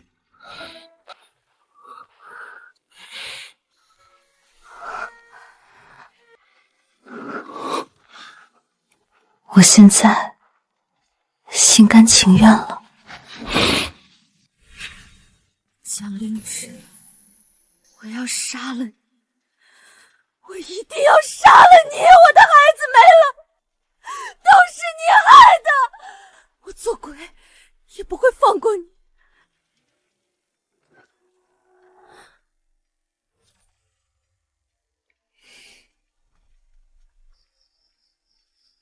我的儿，你怎么样了？有没有哪里不舒服？快把药喝了，喝了身子才能好。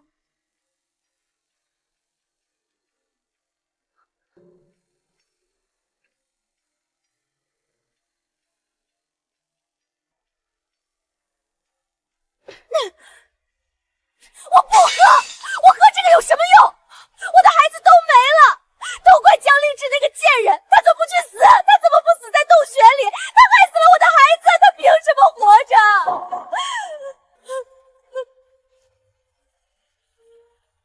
我的苦命的儿啊！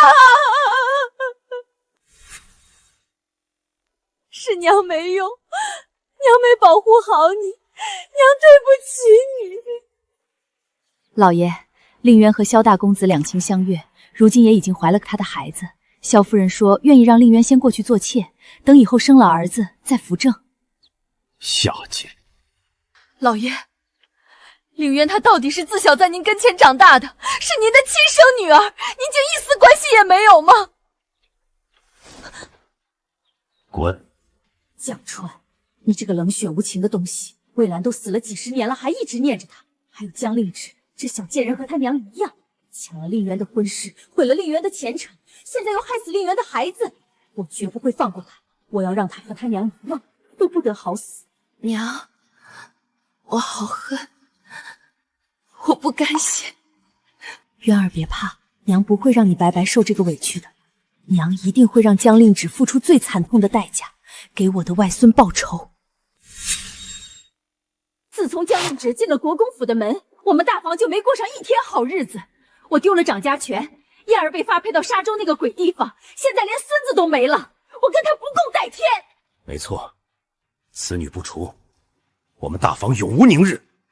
瑞王这次吃了这么大的亏，自身难保，万一我们替他养兵的事被查出来，我们全家都得掉脑袋。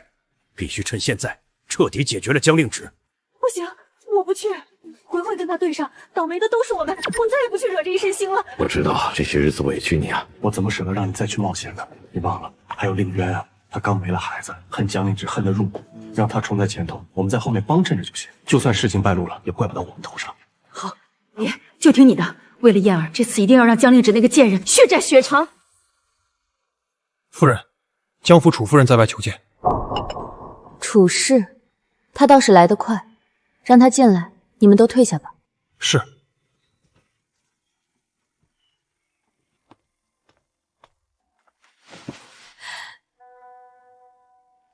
令芷，娘来看你了。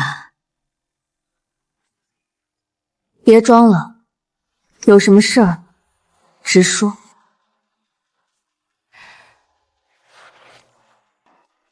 你还记得隔壁村的王二吗？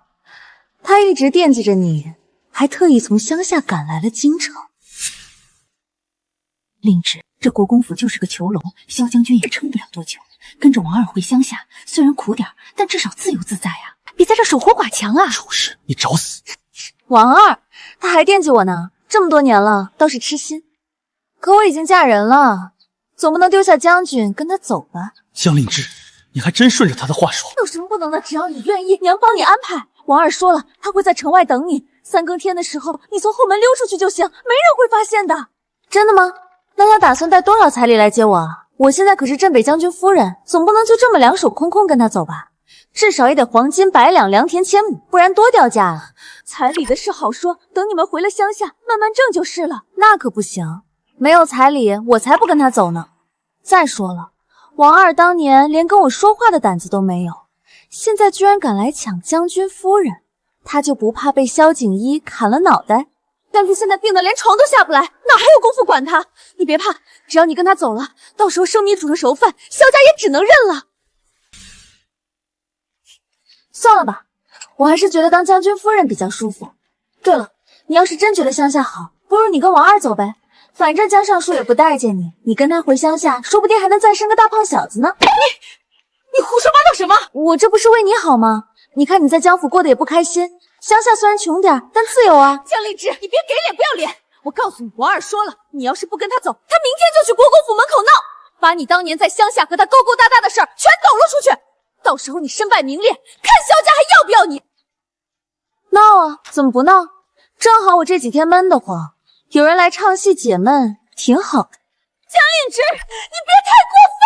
是你先找上门来惹我的，我没找你们算账，已经仁至义尽。你回去告诉王二，尽管来闹，我正好让狄红报官，告他诬陷命妇。他要是敢多说一个字，就等着吃牢饭吧。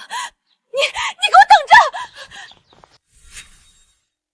就这点本事，还想来害我，真是自不量力。阿芷，我都听见了，你说王二痴心，还说不能丢下我，可我听着你好像很遗憾。我知道我这身子不好，拖累了你，你还这么年轻，本该过得更好的。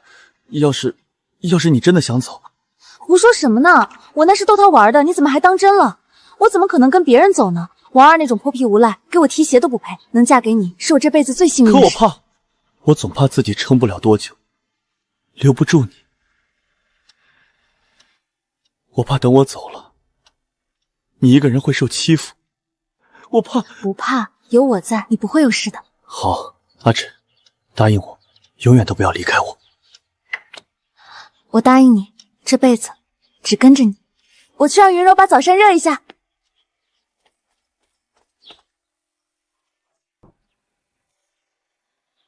狄红将军，去查下王二，查他和楚氏、萧景平、陆氏之间都有什么勾结，还有他这些年在乡下做过的所有龌龊事，一件都不许漏。是。另外，派人盯着他，明天他要是敢来国公府门口闹，不用废话，直接扭送官司。我要让他知道，打我萧景业夫人的主意是什么下场。是，属下这就去办。阿芷，你只能是我的。将军，前面就是玉图标志的第一个营地。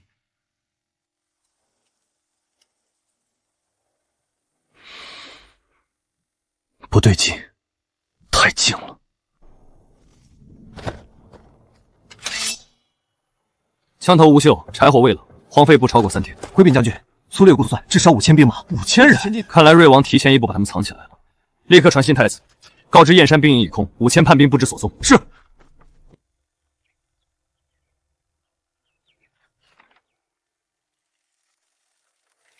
果然是玉兔的消息，这次定能抓住瑞王的把柄。夫人，您一个人出去太危险了，要不我跟您一起去吧？不用，事关机密，人多反而容易暴露。你们在家好好守着将军，我很快就回来。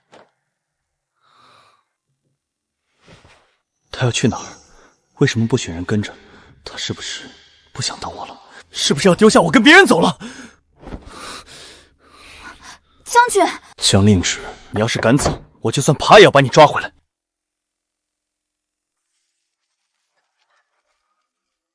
上次大火烧得这么惨，难怪官府要封了这里，倒是个避人耳目的好地方。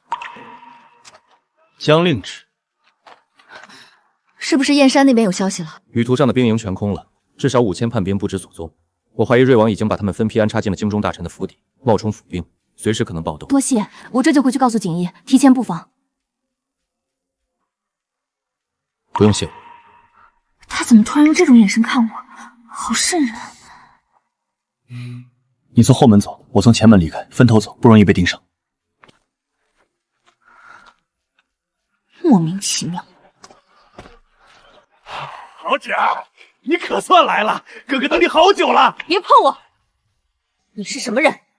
怎么不认识哥哥了？当年在乡下，哥哥天天就盼着看你一眼。现在好了，你娘收了我50两银子，把你许给我了。他说你早就不想守着那个病秧子将军，还特意让你大哥把你骗到这儿来跟我私奔。小子！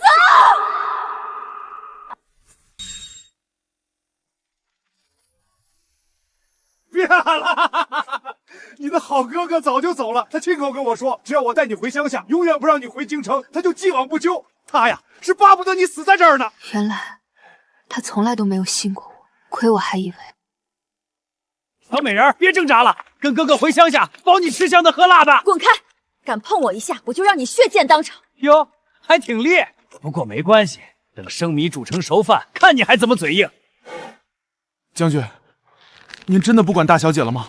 王二那个泼皮什么事都做得出来，万一……你懂什么？将军，您瞒得了旁人，却瞒不过自己。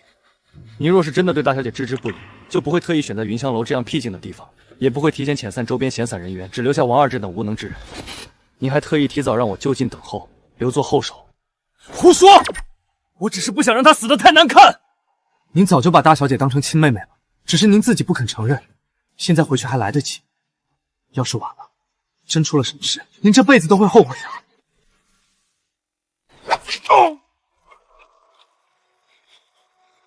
阿芷，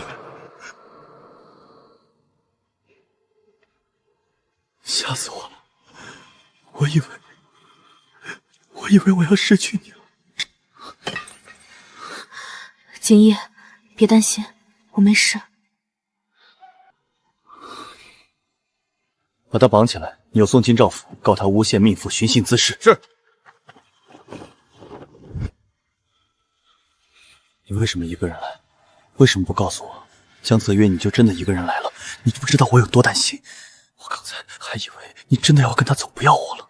傻瓜，我怎么会不要你呢？我以为他是查到瑞王的消息才过来的，谁知道……景逸，你听着，这辈子我江令只生是你的人，死是你的鬼，除了你，我谁都不要。对不起，是我来晚了。不怪你，你来了就好。将军，外头风大天凉，还请添上衣物，免得染了风寒。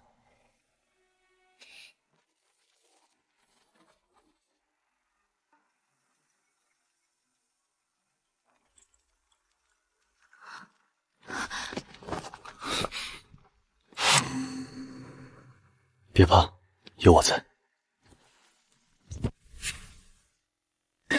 将军，那是不是萧将军？回去，将军，我说回去，回云香楼。是。将军，我们还是来晚了。大小姐她，我看得到，看到了，那你倒是动啊，去和大小姐道歉，去跟萧将军解释。老齐在马上装什么呀？你是不是也觉得我愚蠢透顶了？将军，您熟读兵书，运筹帷幄，怎么会蠢呢？18年前，我阿娘怀上了江令芷。我知道我阿娘怀的是个妹妹时，不管是我还是我爹都很高兴。那时我天天趴在阿娘的肚子上跟妹妹说话，盼着她快点出生。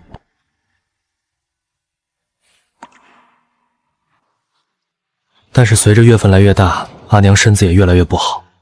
大夫说她身子太虚，根本就撑不到生产，建议打掉这个孩子。可是阿娘舍不得。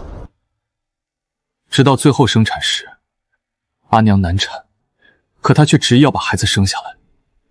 她甚至都没有看过她拼命生下来的女儿一眼，就没了呼吸。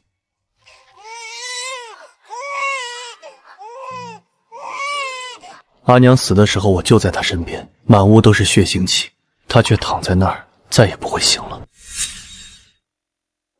将军，我跟你说这些做什么？罢了，来都来了，那便把话说清楚再走。你想啊，受你所托，我查到的事情都跟江令芷说过了。燕山兵营已空，5000叛兵不知所踪，大概率安插进了荆中大臣府邸。后面你接着查下去便是。查案的事我承你的情，但一码归一码，若你再有下次，敢把阿芷置于危险之中，我会绝了魏兰的粉，将她挫骨扬灰。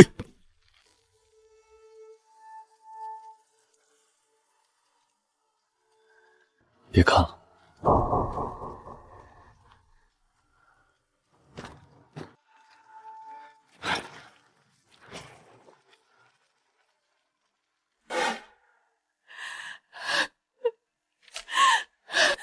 老爷，求你救救我！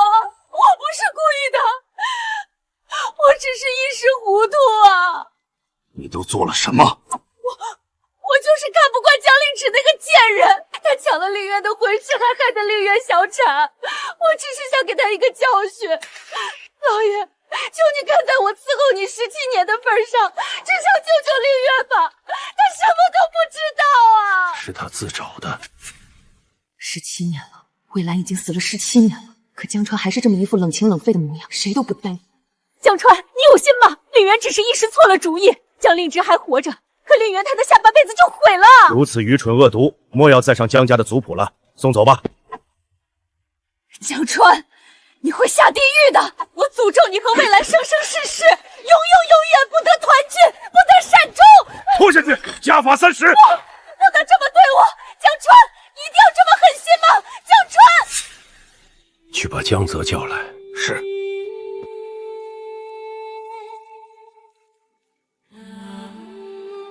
父亲，你长成如今这样，是我这个做爹的不合格。不敢。没什么敢不敢的。你娘走的这些年，我整日活在悔恨里，忽视了你和你娘，也把府里的事都丢给了楚氏，才让他酿成今日的大祸。是我对不起你们。父亲，你可知你娘为何会身子那么弱？为何生令芷的时候会难产而死？不是因为江令芷克母吗？不是。当年你娘怀着令芷的时候，我奉命去江南治水，你突然染上恶疾，高烧不退，太医都说没救了。你娘听信了游医的偏方，说母子连心，母亲的心头血能救儿子的命。等我3个月后从江南回来，你娘已经取了整整3个月的心头血。或许是天意，你真的好了，可她的身子却彻底垮了。生令芷的时候，她本就油尽灯枯，拼尽最后一口气生下孩子，就走了。不可能，我害死了阿娘，不是江令芷，是我。那我恨了令芷的18之年算什么？我甚至还帮着令渊和楚氏想要让他……我都做了什么？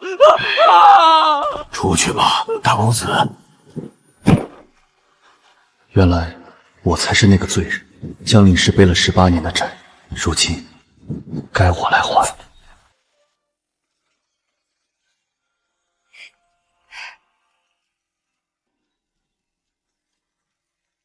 将军怎么还没出来？洗了快1个时辰了。许是将军身子还虚，洗得慢些。夫人别急。不对劲，他身子刚好，别是在浴室里泡晕过去了。萧景逸，你在里面还好吗？给我拿一身干净的衣裳来。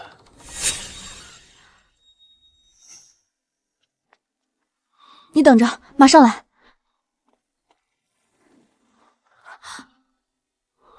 怎么不早喊我？嘴唇都泡发白了，是不是头晕的厉害？不是，就是热气熏得有些发懵，缓一会儿就好。你把衣服放旁边就行。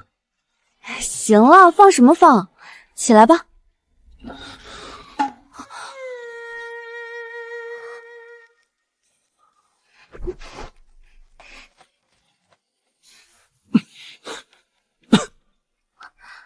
我看看，别真泡出事了。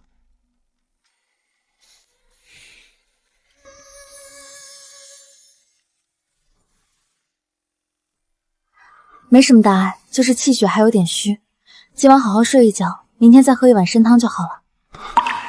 你居然还会医术，这么大的事，你为什么瞒着我？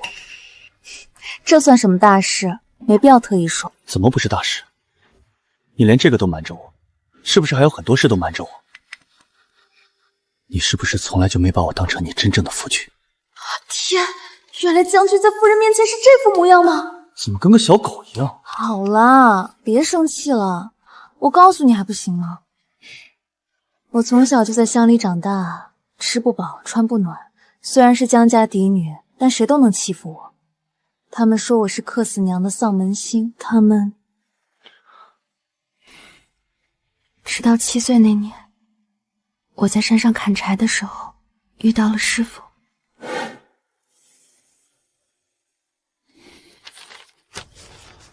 把这些送到定国公府四夫人手里，不要留名，别让她知道是我送的。大公子，您这又是何必？大小姐她未必肯领这个情。我欠她的，这辈子都还不清，能替她扫清一点障碍，算一点吧。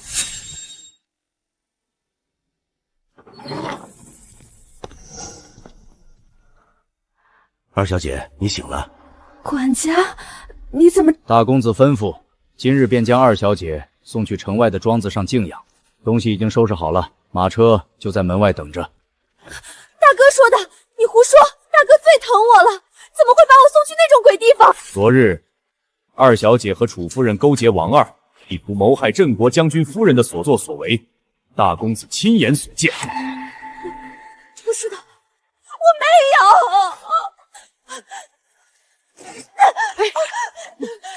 大哥不能这么对我，我不去，我死也不去什么庄子。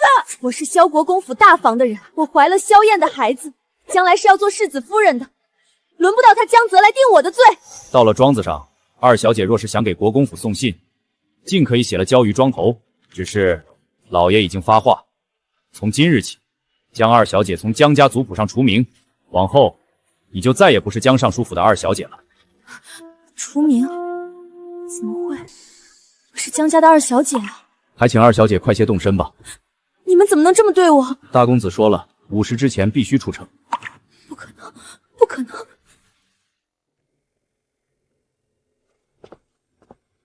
殿下，人来了，请到书房等候，本王随后就到。是。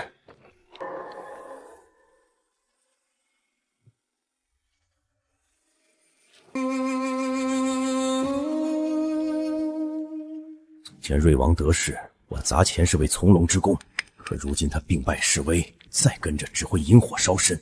但我投进去的3000多万两也不能打水漂，还有世子之位。老夫人偏心萧景逸，没瑞王撑腰，我这辈子怕是都当不上国公。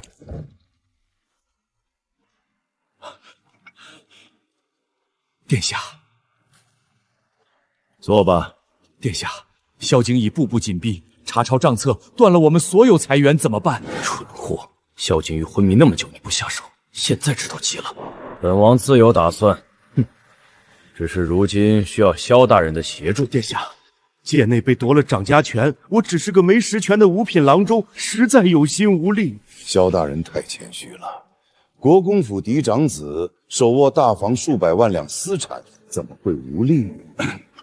殿下误会了，微臣对殿下忠心耿耿，不知殿下有何吩咐？万死不辞。听说萧燕被送去沙州了，殿下提犬子做什么？别紧张，本王想给萧燕说门亲事，让她风风光光回上京，顺便替你分担萧景玉的麻烦。亲事？不知殿下说的哪家姑娘？雾阳公主。雾阳公主？这怎么可能？她可是皇上最宠爱的六公主。有什么不可能？实话告诉你，武阳是……天，这可是灭九族的大罪啊！他居然把这秘密告诉我，看来我今天是不答应也得答应了。萧景义是长公主亲儿子，如今又得圣宠，这国公府的世子之位你都难说，更何况你们还得罪了江令旨。等他得势，别说世子之位，你们大房能不能留在上京都是问题。可要是萧燕娶了武阳公主，你就是皇亲国戚，到时别说一个世子之位，就是国公之位你也当的，如何？微臣领命，我已经没有别的选择了。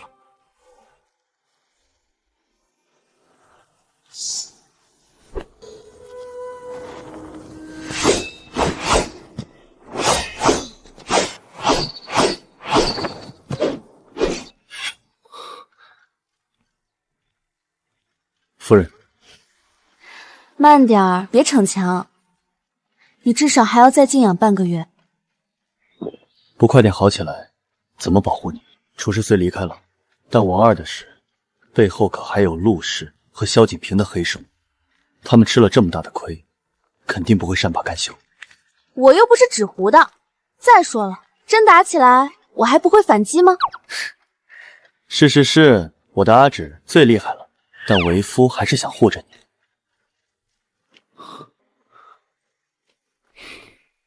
将军，夫人，有紧急密报。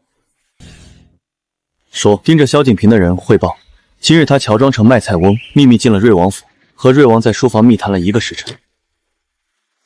哦，什么秘密要这么偷偷摸摸？雾阳公主是瑞王和周贵妃的。瑞王为了彻底拉拢萧景平，答应把武阳公主嫁给萧燕，用公主的身份换萧燕从沙波重回上京。萧景平回府后，立刻告诉了陆氏，现在已经让下人开始准备提亲的彩礼了。瑞王倒是打得一手好算盘，用一桩婚事就换了萧景平的死心塌地。何止啊，他这可是一箭双雕的主意。我听说武阳公主对你可是痴心一片，若她嫁进国公府，既能搅得我们不得安宁，还能监视我们的一举一动，真是打得个如意算盘。没有，我跟她一点关系都没有，我连她长什么样都记不清。阿芷，你别听旁人胡说。我又没说你跟她有关系，你急什么？我就是怕你误会，我心里只有你一个人，从来没有过别人。狄红，去找几个戏台班子过来。是。阿芷，你这是？送他们一份大礼。王妃娘娘，您今日气色真好。一会儿我要去书房见王爷，王爷见到您打扮的这样美，肯定会很高兴。就你贫嘴！王妃娘娘，大事不好了！樊楼今天唱了一出戏，整个上州都传遍了。怎么了？吞吞吐吐，一出戏而已，值得你这么大惊小怪？不是普通的戏，那戏唱的是一位富家小姐与公子私定了终生，却被婆母逼嫁给公子兄长。公子为解相思，娶了小姐的妹妹当替身。婚后2人却暗通欢聚，生下1双儿女，还谋夺兄长家产。那妹妹从头到尾就只是个挡箭牌。王妃娘娘，全县京的人都在对号入座呀。他们说戏里的公子是王爷，嫂子是周贵妃，那个挡箭牌妹妹就是您啊！你说什么？老奴不敢骗您，他们还说三皇子和武阳公主实际上是。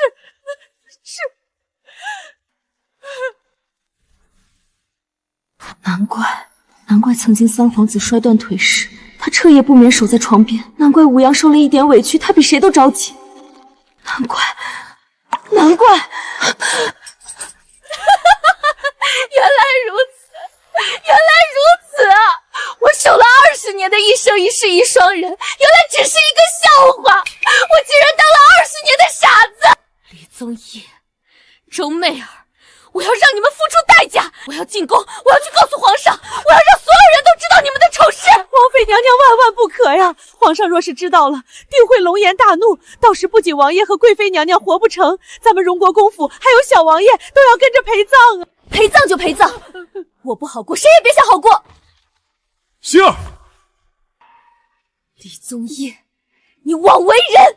星儿，我都知道了，樊楼那出戏不过是些别有用心之人编造的谣言，你怎么能当真呢？好，星儿，你咬吧，只要你能解气，就算咬掉我一块肉，我也心甘情愿。你为什么要这样对我？我到底哪里对不起你？你要骗我20年！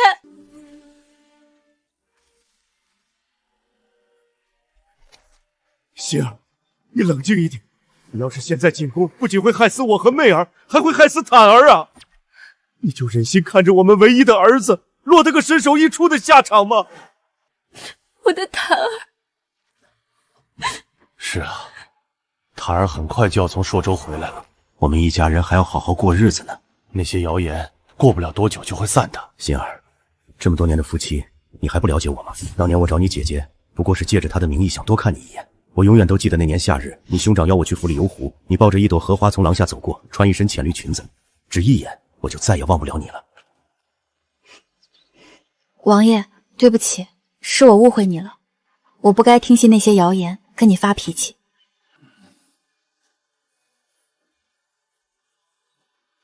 李宗义，你又在骗我。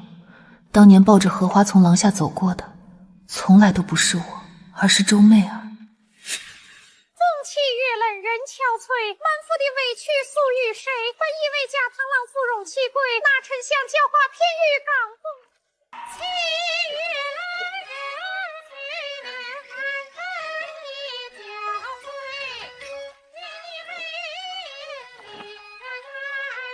奇怪，樊楼的戏都唱了快7天了，整个上春部都传遍了，瑞王府怎么一点动静都没有？瑞王最擅长用虚情假意哄人，按说瑞王妃知道真相后定然会崩溃，除非瑞王已经用什么法子安抚住。安抚？20年的欺骗，岂是3言2语就能抹平的？瑞王妃看着柔弱，骨子里却比谁都刚烈，我不信她会就这么算了。就怕瑞王狗急跳墙，他为了保密，什么事都做得出来。将军，夫人，不好了，瑞王妃跑了。跑了？跑哪儿去了？他甩开了所有跟着的下人，独一人坐了马车。我就知道，瑞王妃可不是那种被欺负了会忍着的人。是往御书房去的，属下追都追不上。走，立刻进宫。若瑞王得到消息，瑞王妃恐怕就没命了。走，这出戏唱到现在，也该到收网的时候了。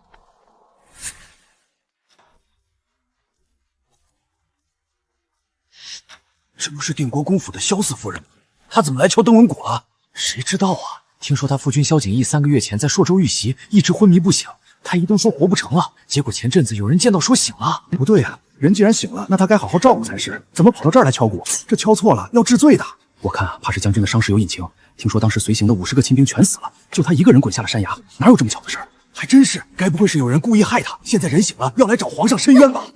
萧四夫人，登文谷非惊天大案，不得擅敲。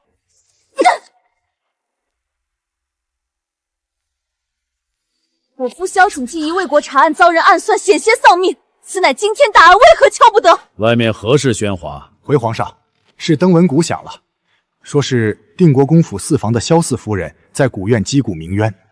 将令旨？是的，皇上，他说是为萧将军申冤。宣他进来。遵旨。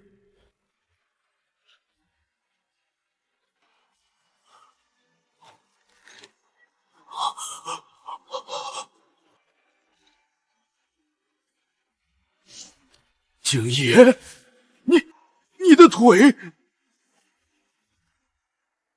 臣萧景义参见皇上，吾皇万岁万岁万万岁！臣父将令旨，参见皇上。快起来，朕不是在做梦吧？他们都说你在朔州遇袭，跌下悬崖活不过3月啊！你怎么？托皇上洪福，臣侥幸捡回一条命，虽受了重伤，但好在穆大夫医术高明，已经痊愈了。好，没事就好，没事就好。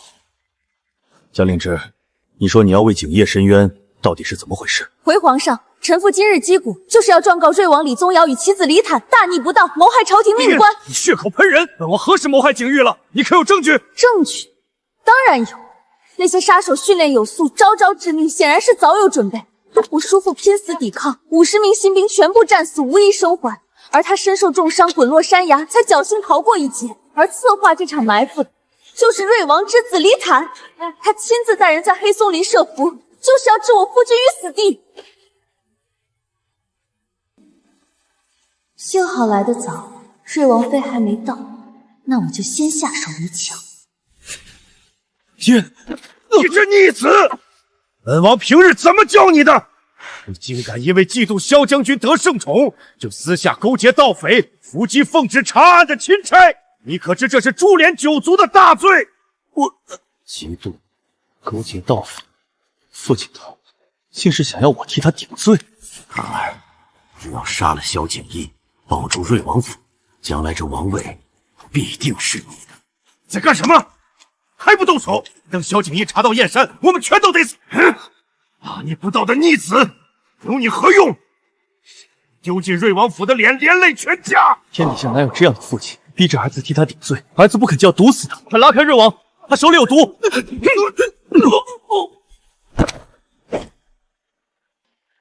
瑞王爷，您这是在教训世子，还是要杀人灭口啊？瑞王殿下，世子什么都还没招供，您就急着要他的命，莫非是怕他说出什么不该说的？李坦，说，到底是谁指使你伏击萧景义？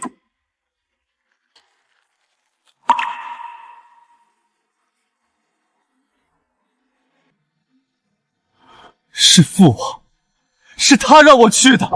他把萧景瑜查到他在燕山肆意养兵马、图谋造反的证据，才逼我去黑松林杀人灭口。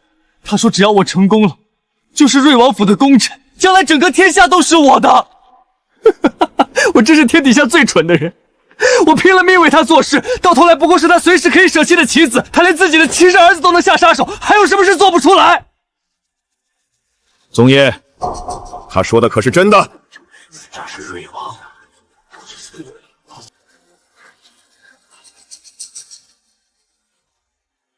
皇兄，他胡说八道！这孩子被萧景义的人收买了，故意诬陷本王。皇兄，你不能信他。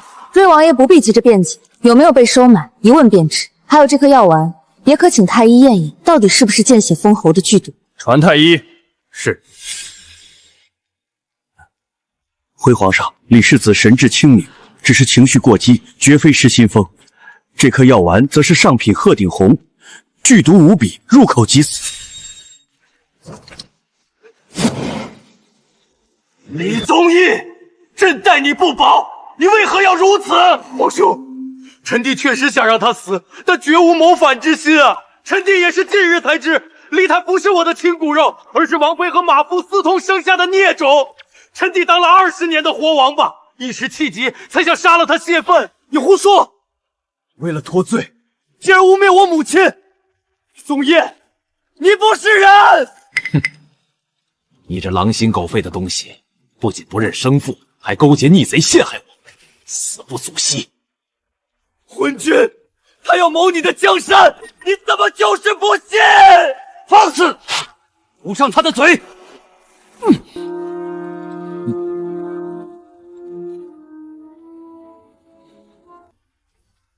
谁在敲登文鼓？传！的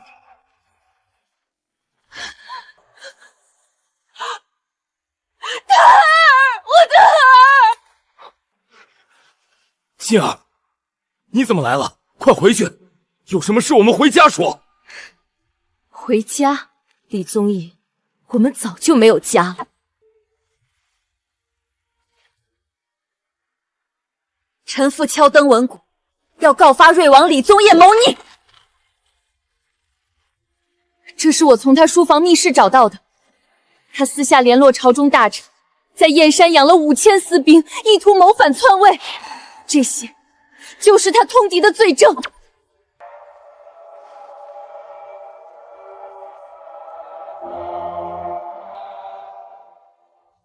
沈战、康俊正、司马威。皇上饶命！臣等是被瑞王蛊惑的。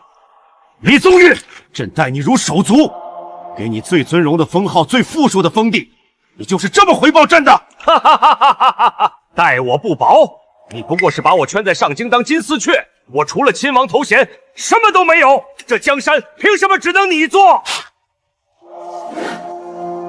要不是江令之这个贱妇，我的计划早就成了。萧国公府给了我1000万两养兵，5000精兵也早前进了上京，只可惜功亏一篑。要杀要剐，悉听尊便。但我那些真正跟着我的人，我一个都不会供出来，他们会替我完成我魏晋的事业。瑞郡王李宗霄大逆不道，意图谋反，私养死士，劫杀钦差，赐瑞王府满门抄斩。来人，拖下去！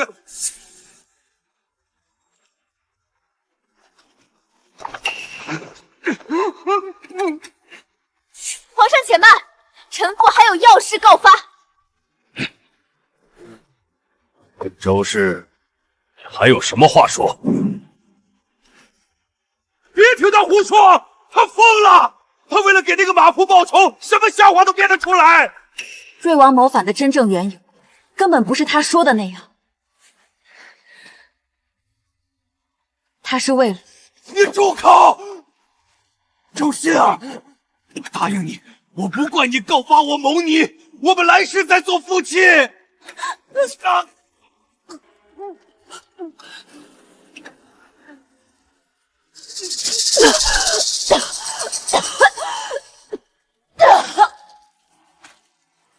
心儿，你怎么这么傻？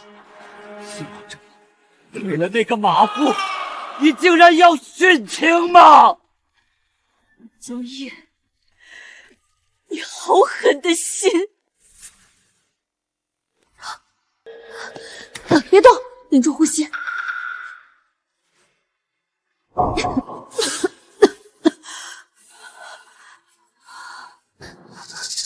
立刻让太医院按鹤顶红毒方熬制3碗紧药，加3丝牛黄，5000冰片，1个时辰内必须送来。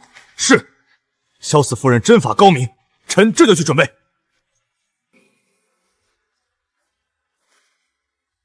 回皇上，王妃服毒不多，且处理及时，暂时止住了毒血蔓延。等解药送来，便可彻底清除余毒。好，干得不错。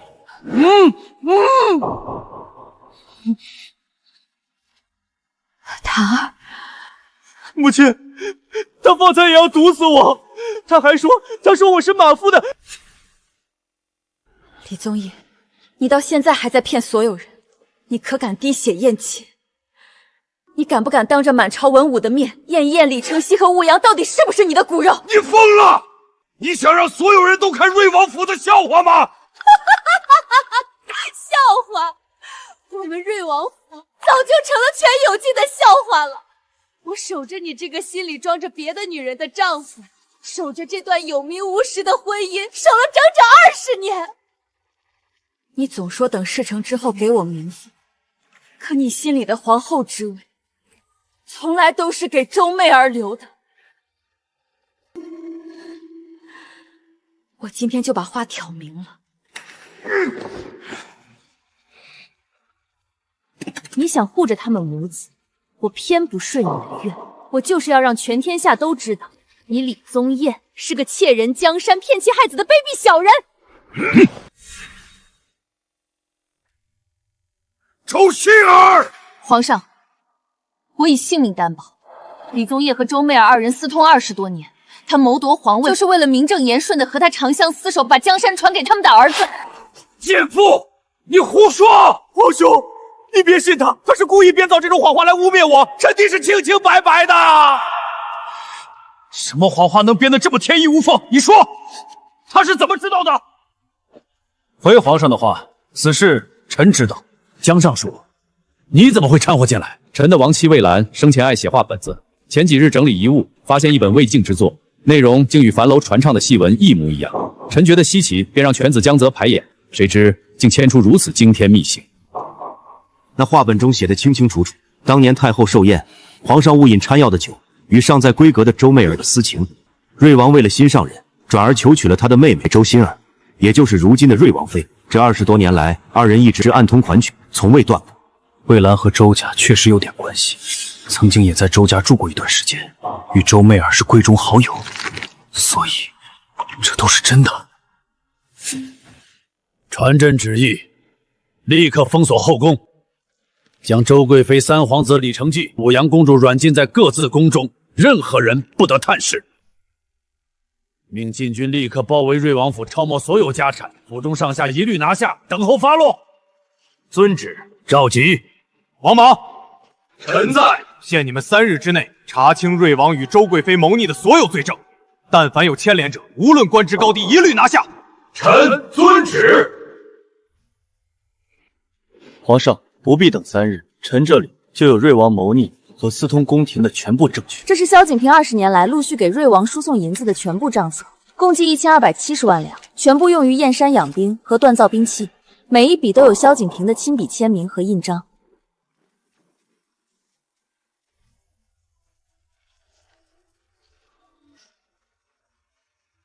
李宗义，你还有什么话说？将令旨，我做鬼也不会放过你。那你就等着下地狱吧。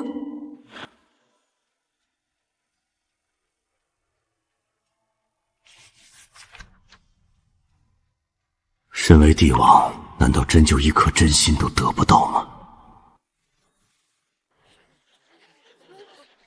奉天承运，皇帝诏曰：瑞王李宗义、贵妃周媚儿大逆不道，意图谋反，罪无可赦，赐斩刑。三皇子李承继、武阳公主废为庶人，瑞王妃周氏、瑞王之子李坦揭发有功，免其死罪，流放3000里，永世不得回京。行刑！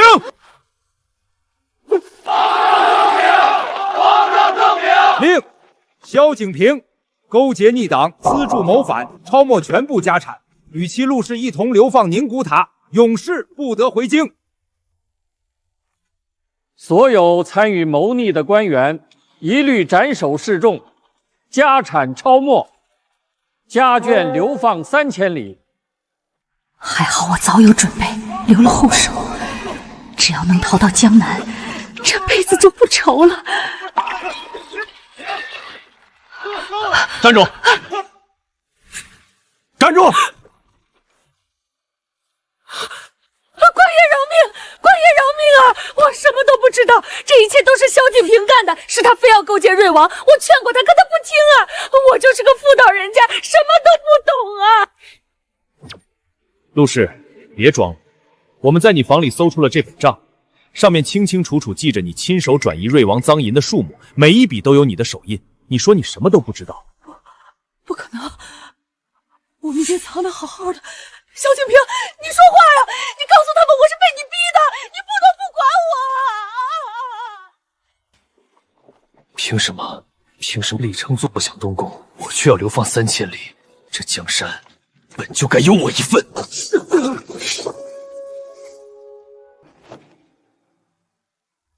三皇子，属下救驾来迟。瑞王殿下早有安排，燕山3000旧部，周边3县守军都听候殿下调遣。好，天不绝我，传我命令，即刻起兵。就说妖言晃主构陷皇亲，我奉天靖难，清君侧，诛奸佞。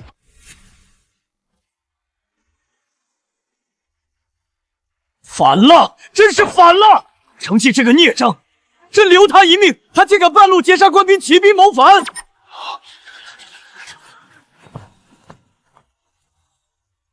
皇上，臣愿领兵出征。臣与瑞王旧部多有交手，熟知其路数。朔州乃臣当年驻守之地，地形民情了然于胸。此次出征，定将叛贼悉数浇灭，县府却下。好，好，朕就知道，关键时刻唯有你能替朕分忧。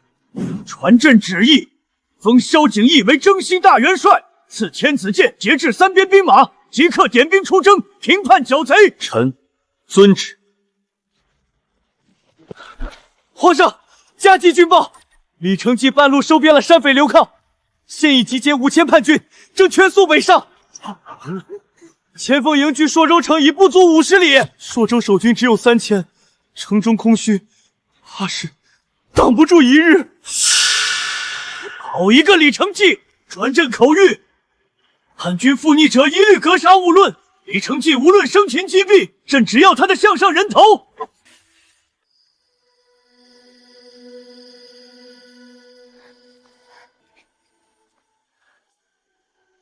明日5更出征。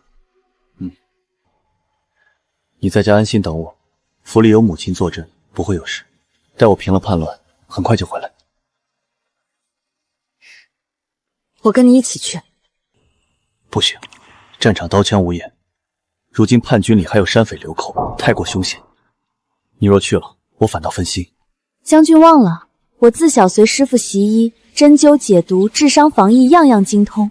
军中本就缺好军医，何况你旧伤刚愈，长途征战难免反复。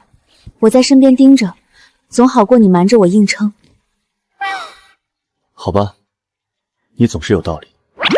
但说好了，到了军中只能待在后方依仗，不许往前线冲。知道了，将军大人请放心。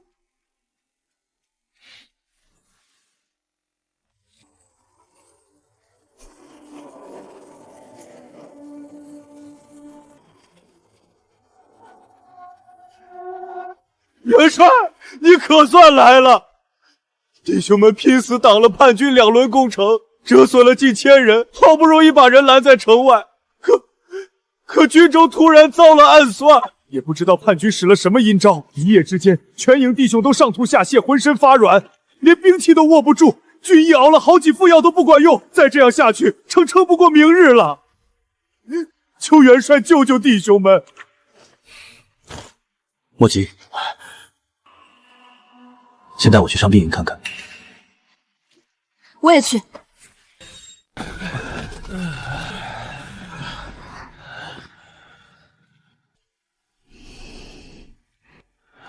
不是病，是气绝散，头水无色无味，半日发作，浑身酸软吐泻，虽不致命，却能废全军战力。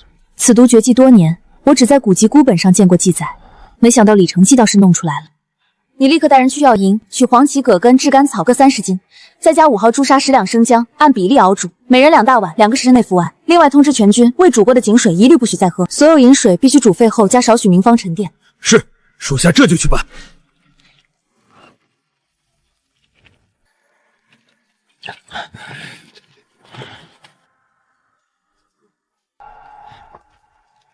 她一个深宅里的夫人，懂什么军中的毒医？别是看了2本闲医书就敢上手。元帅信他，咱们不便多说。可这七绝散绝迹10几年了，太医院的院判来都未必有法子。要不咱们去跟元帅禀一声，万一药不对性喝坏了人，军心散了，这仗还怎么打呀？算了，元帅都没发话，咱们先看着，真要是不行，再拦也不迟。叛军头都打到家门头了，你们竟毫无察觉。前锋营主将实职，杖责20，守城副将御下不严，罚俸3月。再敢有半分懈怠，军法处置。末将遵命。我怎么这么旺？萧元帅这是在煎药还是在烧炭啊？是这军医药炉火候不均，粗制滥造。哦，那药炉是自己长脚跑过来把灰抹你脸上啦？我看你今日守了1天伤兵等，没歇过，才想熬碗安神汤给你。哪有3军元帅亲自蹲在这儿煎药的？传出去不怕底下将士笑你？旁人笑不笑管不着，我只想给你熬。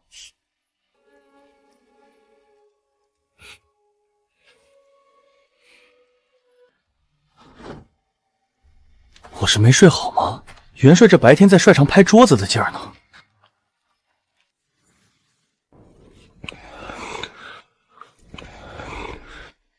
夫人，您真是活菩萨呀！昨晚喝了药，半夜就不泻了，今天身上都有劲儿了。多谢夫人救命之恩。等我们好了，定跟着元帅好好杀贼，绝不给您丢脸。好好休养，不必多礼，守好朔州城，便是谢我了。真好了，真好了！昨日你们还连碗都端不住，今天就能下地了。回将军，是真好了。昨晚我喝了夫人配的汤药，半夜就不泻了，身上也慢慢有劲儿了。夫人就是我们的活菩萨呀！四夫人，末将先前还只当您是随军照料元帅的家眷，没想到您医术竟如此高超，半日便解了全军之危，救了2000多弟兄的性命，真是巾帼不让须眉。是啊，夫人，这七绝散阴毒的很，太医院的人来都未必能这么快见效。您一出手就药到病除，末将心服口服。诸位将军客气了，治病救人本就是分内之事，当不起这般夸赞。当务之急是稳住军心，尽快击退叛军。有内子坐镇依仗，军中伤病无忧，我们也能安心谋划破敌之策。走吧，进帅帐议事。是。元帅，李承继他仗着陆峡关地势险要，白日闭营不出，入夜就分兵西营投毒，我军2次强攻皆被打退，伤亡近300余人。弟兄们连日熬夜防袭扰，人困马乏，再这么耗下去，怕是撑不住。元帅，李承继就是个缩头乌龟，摆明了想靠阴招耗死我们。军中粮草只够撑半月，再拖下去，不用他打，我们自己就先垮了。强攻行不通，就引他出来。明日我带200轻骑走七凤谷，佯装绕后偷袭他2道。李承继知道我亲自去，必然会倾巢而出伏击。你们带主力埋伏山谷2侧，等他一入关，立刻合围。不可啊，元帅！您是3军主帅，怎能以身犯险？万一有个闪失，大军就群龙无首了。元帅，要去也是我去，您坐镇中军指挥就行。你去不行，李承继忌惮你用兵如神，见你亲自带兵，只会起疑，未必敢全力追击。我去当诱饵，才最合适。不行，他手里有剧毒，你去太凶险。李承继一直盯着我军粮草，运粮队走小径，合情合理。我混在队中，李承继必会当是天赐良机，倾巢而出。我身上带了迷烟和解毒丹，能先乱他阵头。你带主力埋伏2侧，待阵乱就合围，定能万无一失。夫君，相信我。狄红，你带5000精锐埋伏2侧，听我信号再动手。是。你务必护住自己，但凡有半点危险，立刻发信号撤退。放心，我心里有数。夫人，都走一半了，叛军怎么还没来？不会是识破了吧？别急，他盯着我军粮草不是1天2天了，不会放过这块肥肉的。是萧家军的粮队，一个都别放过！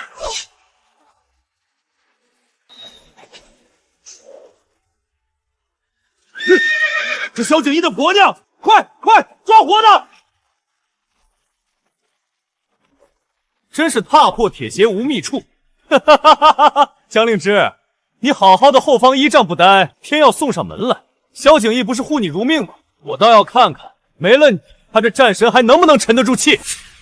李承继，别白日做梦！你若敢动我分毫，萧景一定会让你不得好死。动你？我何止要动你，我还要把你压在关前，让3军都看看，萧景义连自己的女人都护不住。到时候军心一散，落霞关和朔州城就全都是我的了。动手！就这点迷烟也敢拿出来丢人现眼？我麾下毒师早就防着你用毒，全军早已服下解药。江令之，今天你插翅难飞，就擒吧！等我拿你要挟萧景义县官，还能留你一条全尸。什么？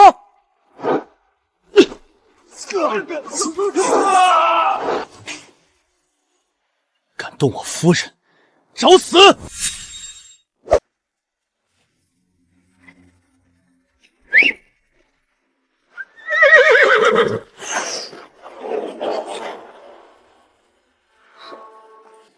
在这等我，护好自己。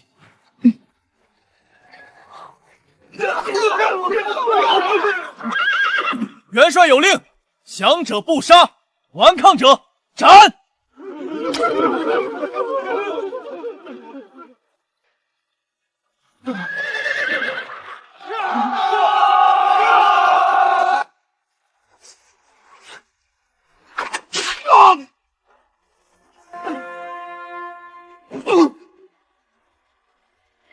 元帅，汉首李承继生擒。萧景义、江令之，你们只会用阴险诡计，不敢与我正面厮杀。今日我兵被俘，使我时运不济，但若有来日，我定要你们不得好死！兵不厌诈，沙场从无儿戏。你暗投剧毒，夜袭军营，蓄意构陷，用尽阴诡手段谋逆造反之事，怎么不提光明正大？你兵败被俘，是罪有应得，输得彻彻底底。将李承继押入囚车，重兵昼夜看管，即刻押回大营候审。剩余降军悉数收编，妥善安置，全军休整片刻。趁落霞关群龙无首，即刻整军攻关。是。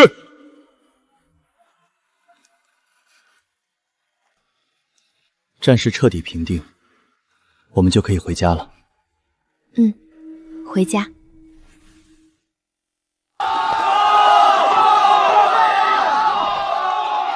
萧将军真是战神下凡，这么快就平了叛乱。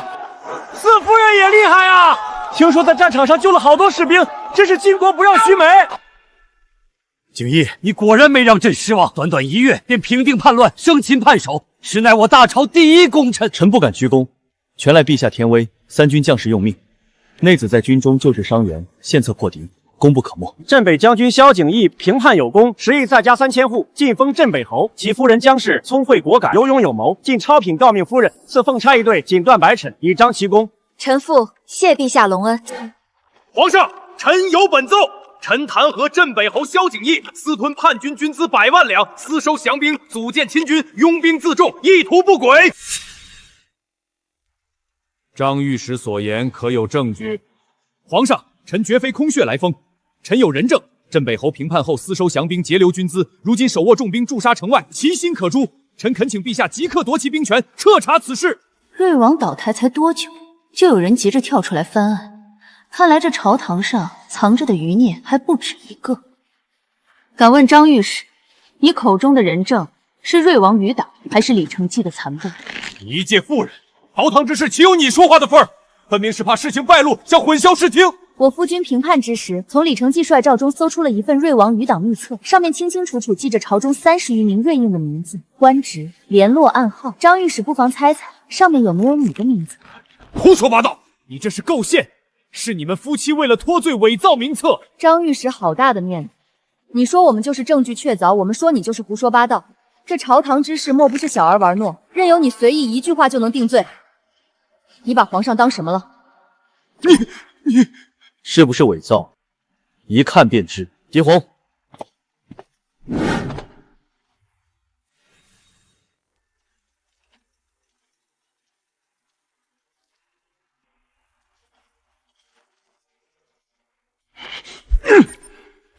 张敏，你自己看，这上面的花押是不是你的手笔？10年来，你收受瑞王贿赂共计80万两，暗中传递朝政消息。李承季起兵，你就是京中内应。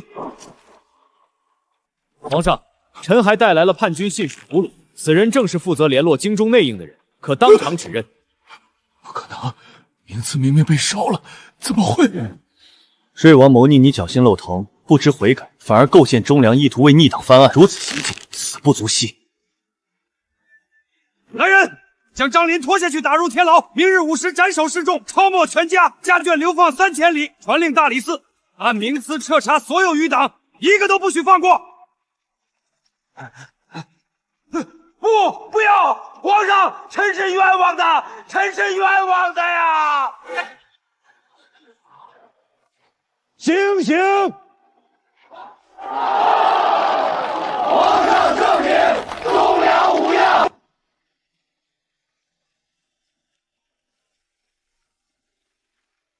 都结束了。是啊，瑞王余党肃清，朝局安稳，王后能安生些日子了。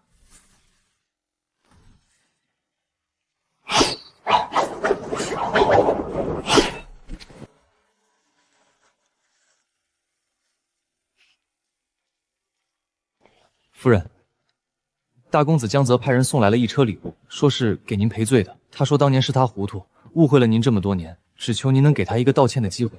不必了，礼物让他原封不动带回去吧。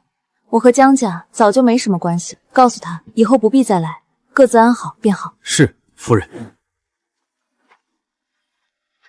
萧景一，我没有家了。胡说，我不是你的家吗？难道你还想跟别人？好啦，我不是说过吗？这辈子只会有你。阿芷，什么？我想再娶你一次，8抬大轿，10里红妆。我想让全上京的人都知道你是我的妻，此生唯一的妻。大公子，我家夫人说礼物您带回去吧，她和江家早已无关，也不必再提什么赔罪，以后还请您不要再来了。是啊，他在乡下吃了18年的苦，被楚氏和江令宇欺负了18年。我这个做大哥的，不仅没有护着他，反而一次次误会他，甚至差点害死他。一句对不起，又算得了什么呢？也好，他现在过得很好，有萧景逸护着，就再也没有人能欺负他了，这就够了。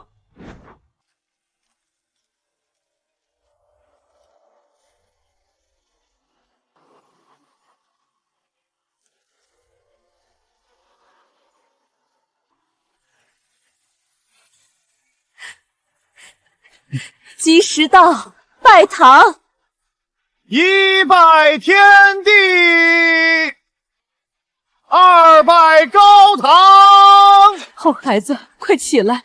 从今往后，你们要好好过日子，和和美美，白头偕老。景逸以后好好待令侄。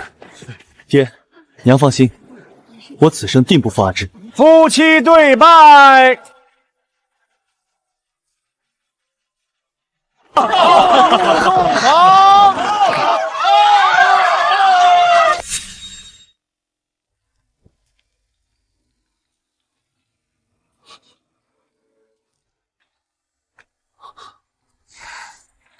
这凤冠也太重了，压得我脖子都快断了。委屈阿芷了，等过了今日，再也不让你受这种苦。不苦，只要最后是你，所有的苦都值得。我曾经以为我这辈子都会被困在那个小山村，孤苦伶仃的过一辈子，直到遇见你，我才知道原来拥有家是这样幸福的一件事。该说谢谢的人是我，在我最绝望的时候，是你没有放弃我，是你把我从鬼门关拉了回来，是你给了我活下去的希望。阿芷，没有你，就没有今天的我。将军、夫人，老夫人让奴婢送合卺酒过来。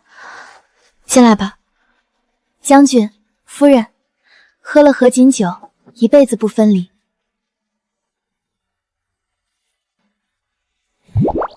奴婢不打扰将军和夫人了，早些歇息。阿芷，我爱你，生生世世，永不分离。我也爱你。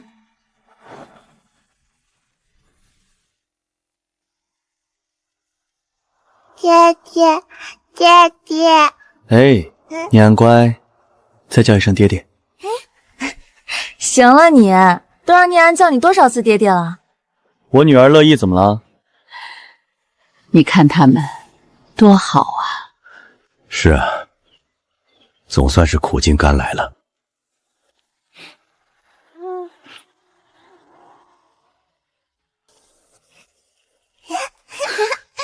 阿芷，有你和念安在，我此生无憾。我也是，愿我们岁岁年年平安喜乐。